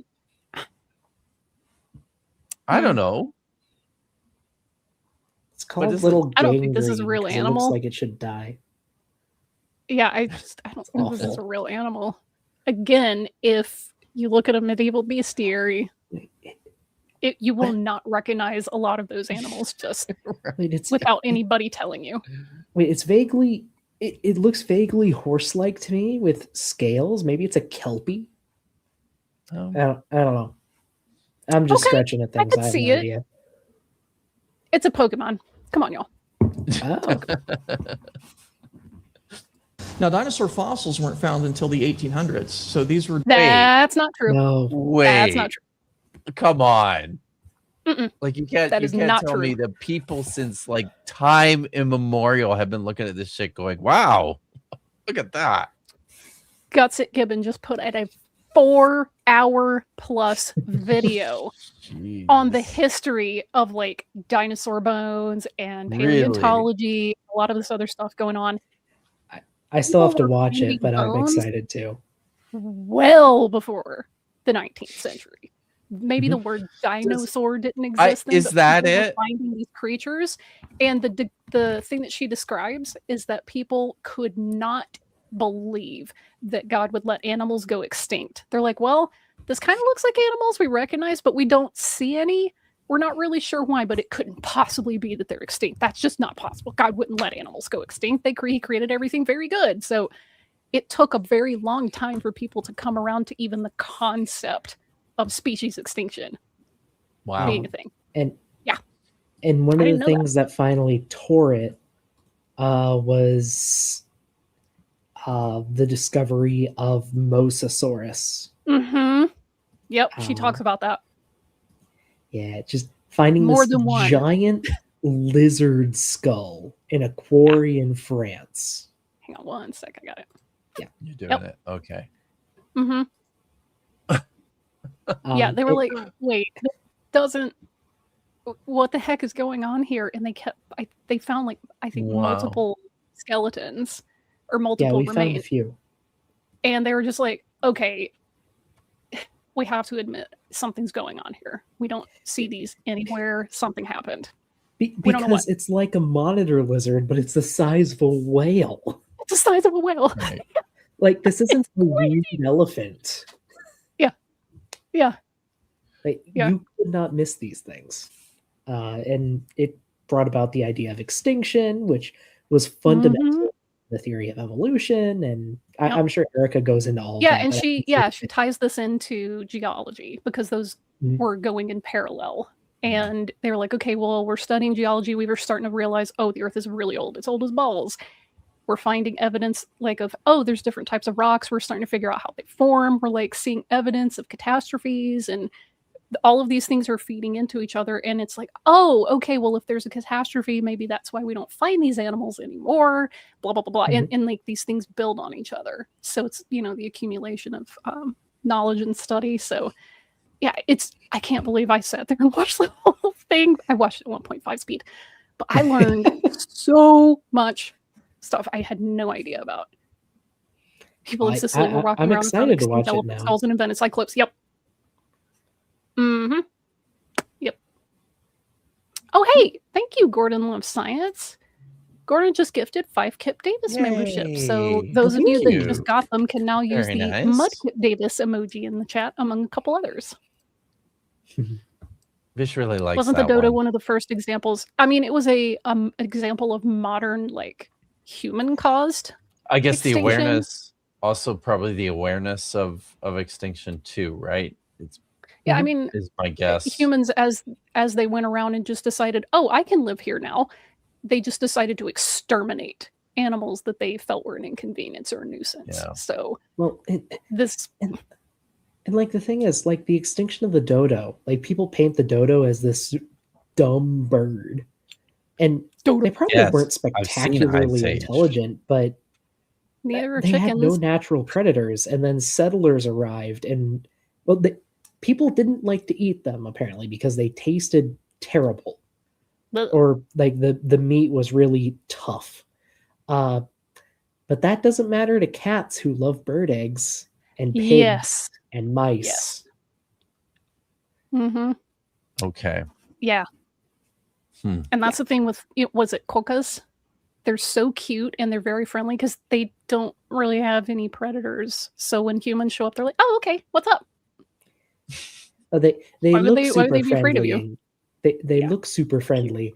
Quokkas, quokka mothers will throw their babies at potential predators as a defense mechanism. She can always have more. So Yeah. that's the thing. She'll just pop that thing out and be Wow. like, "Yeet!" These were drawn long before that by people who apparently saw the actual animal, and they do resemble No, known that's kinds of not- dinosaurs. no! It appears to be That's not even close. Hey, it's a One, Myosaurus. One, that's an awful drawing. Two, that's Oh. misspelled. Yeah. 3, just no. Why That's can't they get Myosaura. wrists correct? I- Yo, Was this an AI generated Myosaurus? no, I don't think so. I mean, there's some kind of credit down here, but that doesn't seem to be AI generated. Like, that it's looks good almost like an enough. old toy. yeah, it's good enough that I don't think AI would be able to make this, but also it's one of those common things about the wrists with theropods. People it's Jurassic Park too. They have like the hanging limp wrist. That's not how wrists work. Like, So hadrosaurs are one of the only groups of dinosaurs that could pronate their wrists. But with that said, that's not what a Myosaurus. Yeah. That's not what Yeah. a Myosaurus hands look like. Woggle-woggles by the Dutch. So Bark I love that. That's great. it's great. Thanks, isn't it? Dutch. Such a fun language. Yeah. That's how you spell my. a juvenile, I don't use perhaps a Maya. Myosaurus. This particular sculpture is from China. It's thought to be 4,000 years old. This is thought to go back to the time of Job. Pretty amazing. And you look. Hey, real As quick, we Doc Dino, discussed. while I'm shedding on this, can you just pull up a Triceratops or Ceratopsian of really any kind, just full body? That'd be great while I'm doing this. Sure. So while Doc Dino pulls up a proper rendering of a Ceratopsian, notice that this horn may or may not reflect the way that some Ceratopsians had their horns.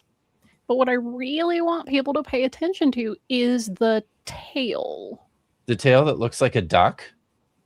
The tail that has maybe like a little poof at the end, Yeah. and the snout that's, again, this is a snout. That's not like the parrot beak thing that a lot of the Ceratopsians seem to have. Very So, importantly, picture Job the was writing long these. the long tail, and then look at the tail of a Ceratopsian. Does that look anything like the correct tail? No. The emerald, the jade statue has like also has like a back fin thing happening too, doesn't it? Mhm. Yep. Also, Yeah. I tried to find this thing. Oh. I could not find it except in creationist blogs.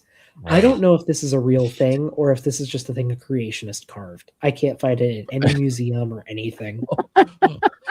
It's as Or realistic maybe- as stones. It's like a or maybe this is like a plastic Pokemon toy that This someone let's brought see, home. It could be. caption.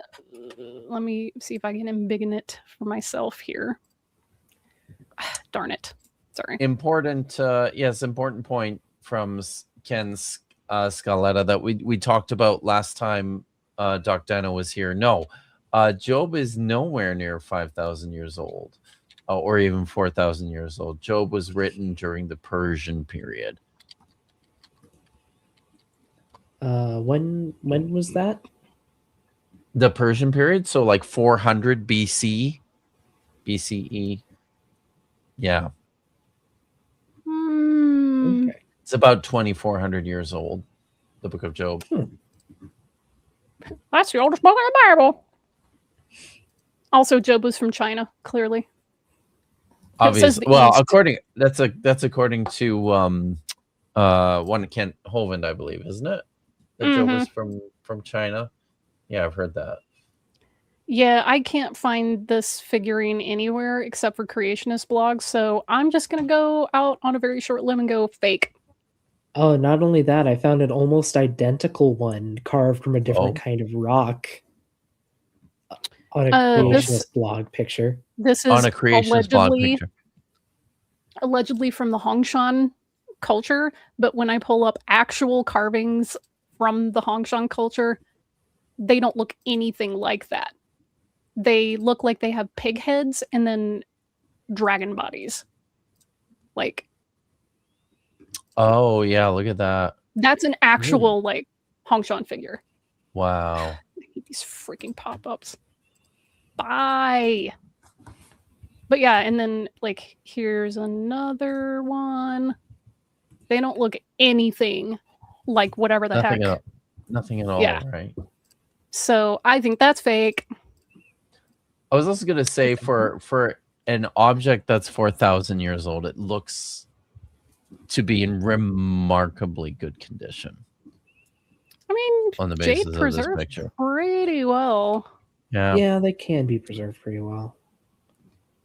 Like, there's a lot of I don't know. artifacts we find that were buried with old emperors. They seem in really good condition. Okay. All right. I don't know that that's Um, pristine, but Yeah. you know, yeah, I don't know. Yeah, I think this is fake until they can produce the actual figurine in an actual collection or museum or whatever. This is fake. That's I'm just gonna With say. proper documentation, which they never Yeah, have. and provenance. Yeah. So yeah, fake. Get it, and it's like that is just so obviously a ceratopsian dinosaur, perhaps a Cephalosaurus or a monoclonius. Fake. No. See, he's even got. Here's He's another even one, got yeah. the, Sorry, Monoclonius. But Monoclonius hasn't been valid since like 1890. Creationists Dude. always on the cutting edge. And here's another Hongshan turquoise dragon. Fake. That doesn't look like any of the other ones. Yeah. Uh-huh. Yeah, fake. Produce the collection that this is in, Jason. Eric Mickelson Yeah, well, says when I image search it, all the results are toys after the creationist Instagram result. Yeah. Yep. That's what I'm seeing Tree too. climb testicles. What if it's in Carl Baugh's museum? Exactly. Then it's uber fake. Oh. 3D printed. It's not 3D printed unless they spent actual time sanding and filling it before they painted Yeah. it. Yeah. That's the cosplayer in me. It's like 3D prints don't look that smooth. You have to spend a lot of time, or you have a very, very expensive printer to get no real visible lines. I mean, we Striations. have actual instances of this happening, right? This is the Yep. Peruvian, was it Peru? Inca stones. The Mhm. Yep. Inca stones, yeah. Mhm. Where yeah, people are just manufacturing things to sell to gullible white people. Yeah. Yeah. Right? Like basically. that's it. That's all they're Yeah. doing. I mean, So yeah. Yeah. Woo. Also, yeah, Hongshan dragons are called pig dragons because they have a pig head and like a snaky dragon body, as I Mhm. showed. So yeah, these are fake. These are like ultra mega super fake. Let's see, what was the other one? Yeah, China's notorious for doing a booming business and carving whatever people are willing to buy. And yeah, that's my Team U dinosaur toy. Like, And from China, again, 4,000 years old. I Looks I a lot like a Protoceratops. I, no, it have doesn't. I have a little I have a little Spinosaurus figurine that looks like that same style that I got from a gift shop out in Wyoming. Y'all, if Nice. they saw a Protoceratops, they would not have given it a snout. Okay, look. No. This Not is like like a little chompy beak. It looks like what's the pliers that you can use that like cut Mhm. wire, and that's a snout. but I mean, have you That's a Protoceratops. Where are the little horns coming out of the side of its cheeks? I mean, it also just like that's not how a Protoceratops. That's not its proportions. That's not how its back or its tail looks. Protoceratops actually has a really distinct, interesting looking tail. It's a very meaty, beefy looking tail. It's like weirdly high. It's almost like it has a sail on a tail. But have you guys considered that ancient people are bad at art? I mean, we kind of are. People are, unless you train for many years, we're not just naturally great. And yeah, it's not like a turtle. That's kind of what it looks like. With giant eyes. Oh, there's still just like obvious details that like you don't have to be good at art to get them right. Like it has a big fan-like tail there, and that thing just doesn't. Mm-hmm. Looks like a 1940s dinosaur toy, which is probably kind of does. based Right? on. Yes. Yeah. I think it's also fake because he in the caption also has Hongshan turquoise dragon. No, it's not. It's not a pig dragon. So ridiculous. Kind of amazing. Bishop Bell's tomb in Carlisle Cathedral. Now we know when this guy died. He was buried, and that's his tomb, and that was in the year 1496, long before any dinosaur fossils had been found. Wrong. No. Wrong. What? Yeah. People found fossils. They didn't call them dinosaurs. I mean, going back to China, like people have been writing about finding what we now know to be dinosaur fossils in China for literally thousands of years. And we know this because they're found in the same places that dinosaur fossils are found today. Nice. And, like they're Right? huge Yeah. bones. Yeah, and like if this is in 1496, that happens to be right in the smack center of like my historical hyperfixation. Documentation was not rare for things. People wrote stuff down constantly in the 15th century. So I don't know where he's going with this, but it's probably going to be somewhere very dumb. And you'll see along the sides of his tomb, there are these brass strips. You see those? There's one on the bottom too, but it's been worn off due to time. There's normally a carpet that goes over that, and people walk along, apparently preferentially the bottom part of that, and it's worn off with time. But the other 3 brass strips remain, and there are carvings of animals in them. Here's some examples: a bat, a dog. Okay. Again, these aren't like Michelangelo level carvings here, people. Yeah. Nope. It's a very So- interesting dog. It can't is even like see the that is bat it. because he has such crappy pictures. Yeah. Yeah, the flash just blotting out half of it. I have Bat, you can barely to see. I have to agree here with Doc Dino that like that's a weird looking dog. I mean, it's kind of greyhoundy. I mean, I guess a fat greyhound with really short little front legs, but It's crouched. Like I think there's a bend. you know, in The the fish looks like leg it has here. horns. has I mean, what? again, like I said, this might be a catfish. Maybe. Okay. Maybe. Probably not. There's scales there. But yeah, these are not Michelangelo level. No. The fish, the bird, they're a little stylized, but they're pretty clear. They're You not can tell what they stylized. They're are. just crappy. It's fine. And then there's these guys. Oh my. Okay, look. Whatever's going on with the tail here, that a head?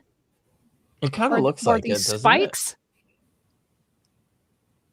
These are not sauropod feet, by the way. Those are like big cat type legs and paws. it? Yeah. Oh, true. Yeah. Yeah. And if he wasn't such a shit photographer, maybe we could see what was on these intertwined necks and faces. Maybe don't put a flash directly on a reflective surface, dude. Which bishop was this? Oh, rats. Did he even mention him? Bishop Bell's tomb in Carlisle Cathedral. Oh, there we go. But yeah, it's like, look at the detail of the lettering here. Excellent quality. Okay. Calligrapher's dream. These animals are like, eh.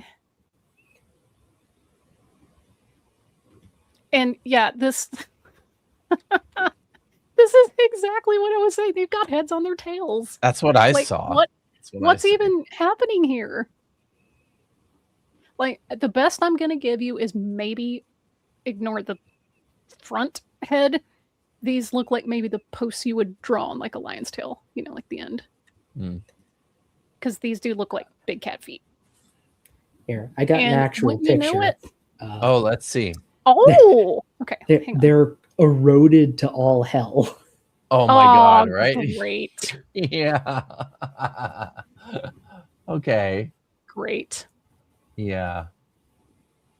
Great. So and I guess no- he.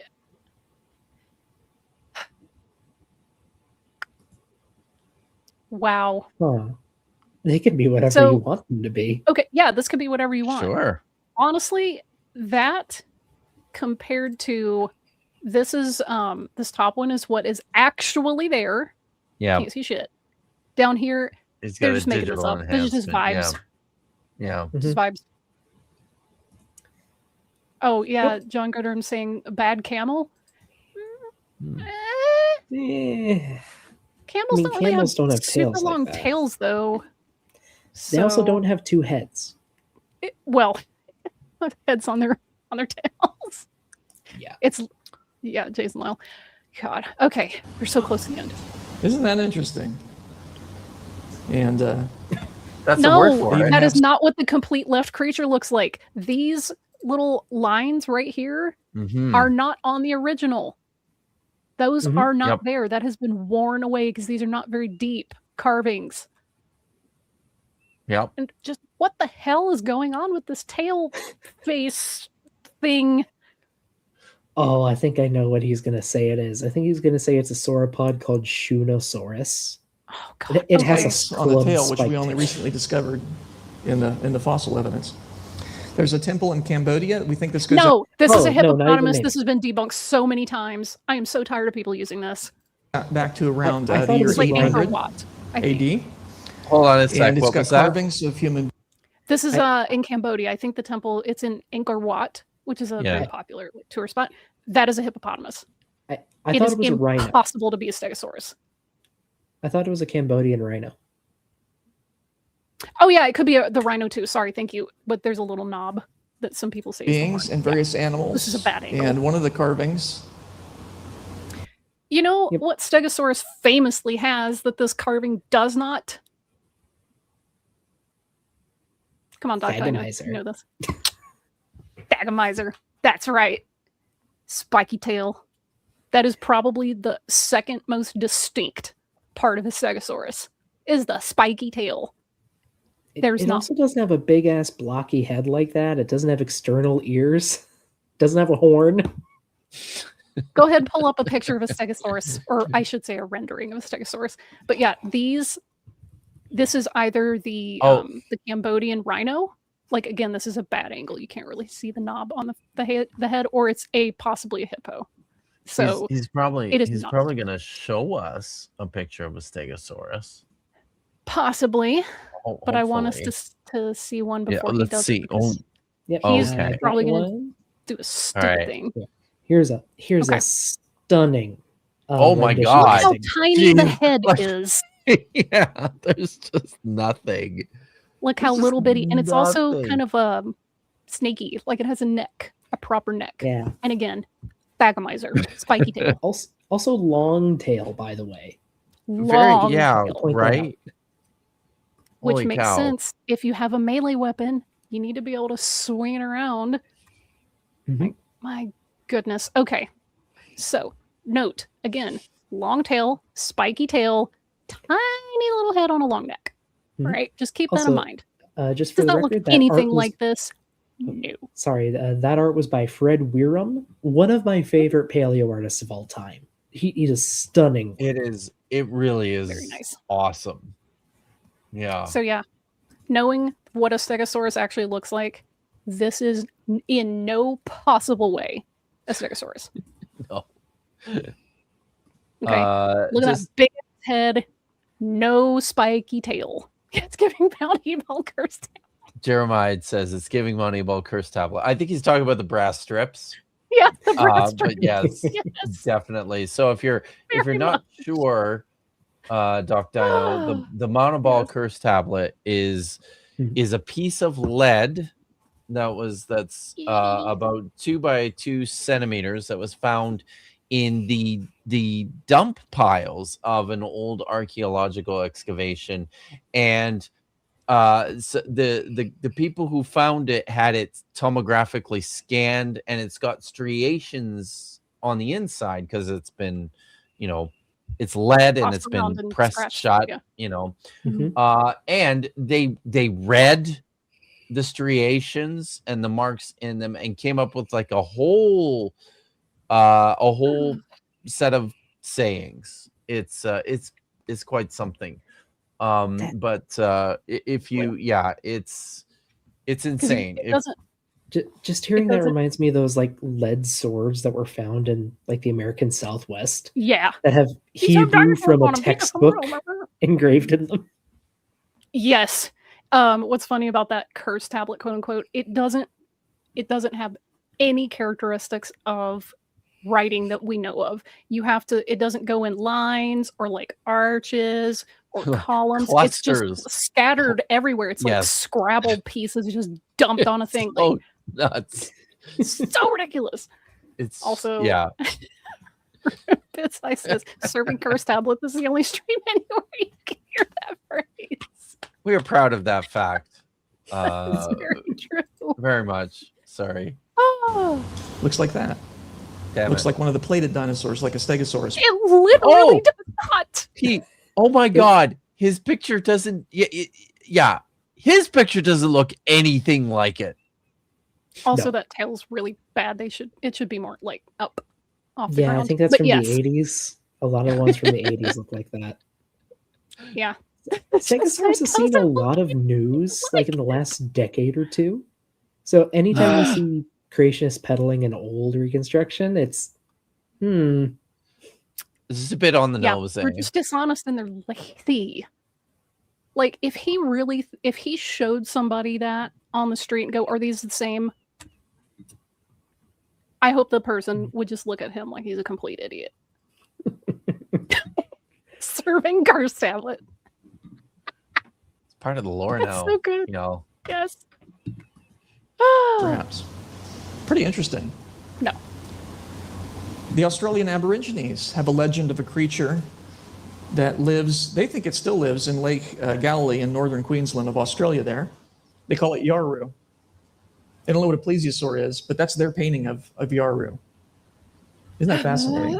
Apparently one now that Can I'm he not familiar provide the with at all. date? Can he? I've seen this before. Can he provide the date? Who discovered it and when? Was this pre or post contact with Christianity and Christian settlers? And was this pre or post discovery of like plesiosaurs?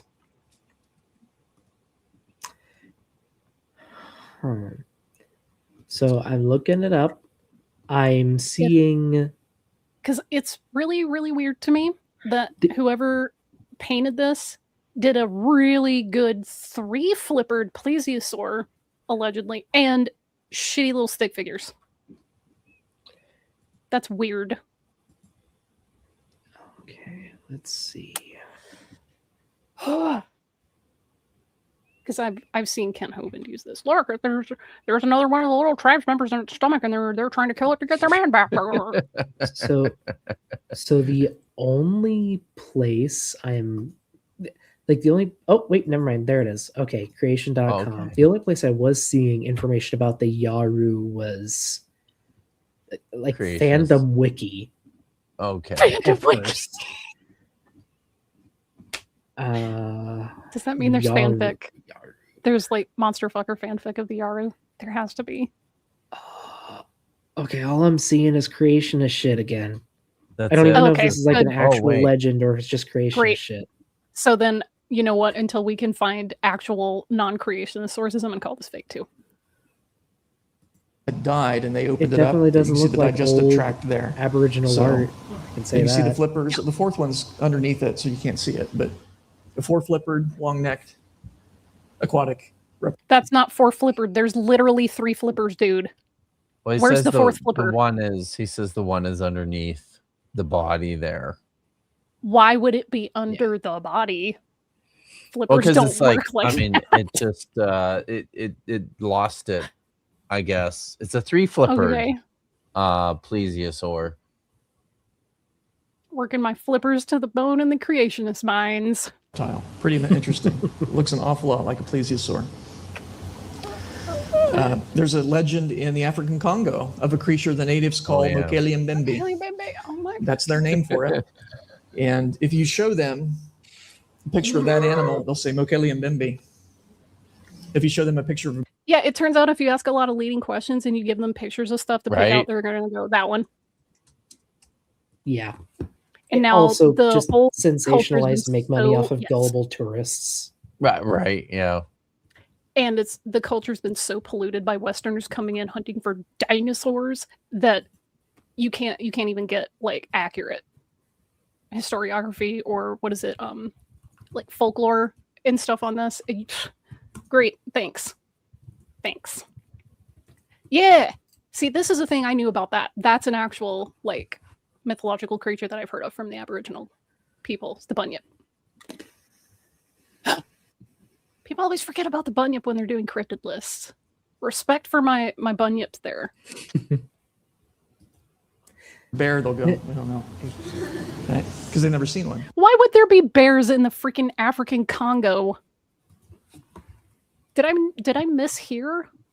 What the? No, I think But they've seen that, apparently. They claim it kills elephants. Okay. Eyewitness reports are as recent as 1990. Yeah, that's then they like stop. 30 some odd years ago. So it might be gone now, sadly. But it makes me feel very old to know that my life might have overlapped with a dinosaur. Your life does overlap with dinosaurs. You eat chickens. yes. Rah! Tree Clam Dad says they also claim I kill elephants. And there are lots of these legends of various creatures, like monsters and so on. I think Do you want to stop there that's- or? Yeah, maybe Okay. we might. We probably we're almost done, so it's probably more of the same. Okay. Yeah. And we're coming up on almost 5 o'clock here. So Yeah. fun fact: Are you gaming? Indigenous people will often lie to credulous outsiders because it's funny. It is, especially if they pay you. Oh my god! I remember doing this, right? Like when I was in grade 9, we did a like a student trip. It was like an exchange trip where we went to Newfoundland and spent like 2 weeks there, going like hanging out and going to school with like Newfie kids from one of the local schools in St. John's, and then they came to Calgary where I lived, and we did the same thing, and we told all the kids in Newfoundland that all of us, because outside of Calgary, it has the reputation for being it's called Cowtown because of the Calgary Stampede, because there's like a huge beef economy there and like cowboys, like it's Western shit, that kind of stuff. So we just told everybody that we all have cows living in our backyards. That's what we did because it was funny, because I was in grade 9 and it was fun to watch my Newfie friends going, really? And to come and go, where's the cows? Right? Because we're a bunch of goddamn liars who thought it was hilarious to watch this happen. So, yeah, people do You know this what we shit. did in Alabama? did you We would get new students from like maybe out of the state or from a different part of the South, and we would say, "Have you ever been snipe hunting?" Yes. Oh, sorry, I was trying to end that. Okay, yeah, snipe hunting, cow tipping. People took the Mhm. jackalope. That was seriously for a while. That was the thing. Is jackalope. Yeah, they can't handle So- stick figure boobs. Jackalope's yeah, perfect jackalopes. example. Mhm. Yeah. Yeah. Oh, Yep. Simone's got a story. With the help of an Australian friend, I got some Americans to think not only drop bears were real, but that there were drop birds in New Zealand, because New Zealand had not mammals and birds. to fill So That's great. the same ecological niche as drop bears in Australia. That's very clever, Simone. Well done. amazing. Amazing. I love that. Many of us have been snipe hunting. Many of us. Yes, indeed. So, yeah. Yeah. Yeah, it just wow. So, I mean, that was some fun creationist bullshit, and we learned some new dinosaur stuff, which was cool. So, thank you for that, Doc Dino. Thank you for having me. Yeah, Not as much Bible stuff this time. I feel sad. Oh well, we did get to look at seal impressions of Seraphim though, which was all right. So, yeah. So let us know. Remind us again where you are, where people can find you, and the stuff that you do. People should go and subscribe if you haven't already. Thank you. Anything you got coming up? Sure. Hi, I'm Doc Dino. I talk dinosaurs. Not a doctor. Name is a parody of Kent Hovind's moniker. But I do like to teach people about dinosaurs and debunk creationists. I like to do both. Also talk about rocks. I'm going to be streaming tomorrow at, I believe, noon Eastern with Dapper Dino. He's going to join me for a couple hours before he does his show later in the day. Yeah. All right. We are going to be continuing we're going to be covering a presentation kind of like this one, except much more aggravating to us personally. We're going to be talking about why birds are definitely not dinosaurs for sure. Wow. Okay. But other than that, I'm also working on a few videos. Okay. So going to be talking about dinosaurs and stuff. But awesome. That's all for now. That's cool. All right. So, as mentioned, Vish and I will be on with Dapper tomorrow after he's hanging out with Doc Dino on his channel. And what are we doing? Baraminology. We're doing baraminology tomorrow. Yeah, he found a real video this time. Yeah, so come and check that out at 3:00 Eastern, noon Pacific, and then I will be back on this channel with Dr. Tapioca Weasel and Nitty for another installment of Budget Scripture Saturdays, and then I will be back on Thursday evening for my usual Hebrew reading stream with Rabbi Chana, but Sweet. There will be no stream on Friday next week. So I am just I'm taking it off. I've got a busy weekend, but I'm very excited about this. We're going to be back on the 10th of July with special guests, 2 special guests. Shang Tsai, Mindful Living, runs a channel. He's got a background in psychology and statistics and is doing some really, really good counter-apologetic stuff. So he will be joining me along with CJ Cornthwaite, and we're going to be looking at some stuff by a truly appalling person named Trent Daughtry, who was formerly a philosophy professor at Baylor University before he was drummed out in disgrace, and it's all just as bad as you can imagine. And some of his ideas about probability and the resurrection and biblical studies. So come and hang out with Shang Tsai and CJ and Vish and me in 2 weeks from today. And I think that's it. That's it from me. You got anything going on, Vish, or just there's some crazy real life stuff. So yeah, that's eating up a lot of what I tended to spend my other time on. All right. Well, real life keeps happening, right? So doesn't it? Unfortunately. All right. I'm gonna find the outro here. And Be yeah, excellent to each other. yes, please do that. Stay safe, be good, and as always, Hail Bratma. Hatikva.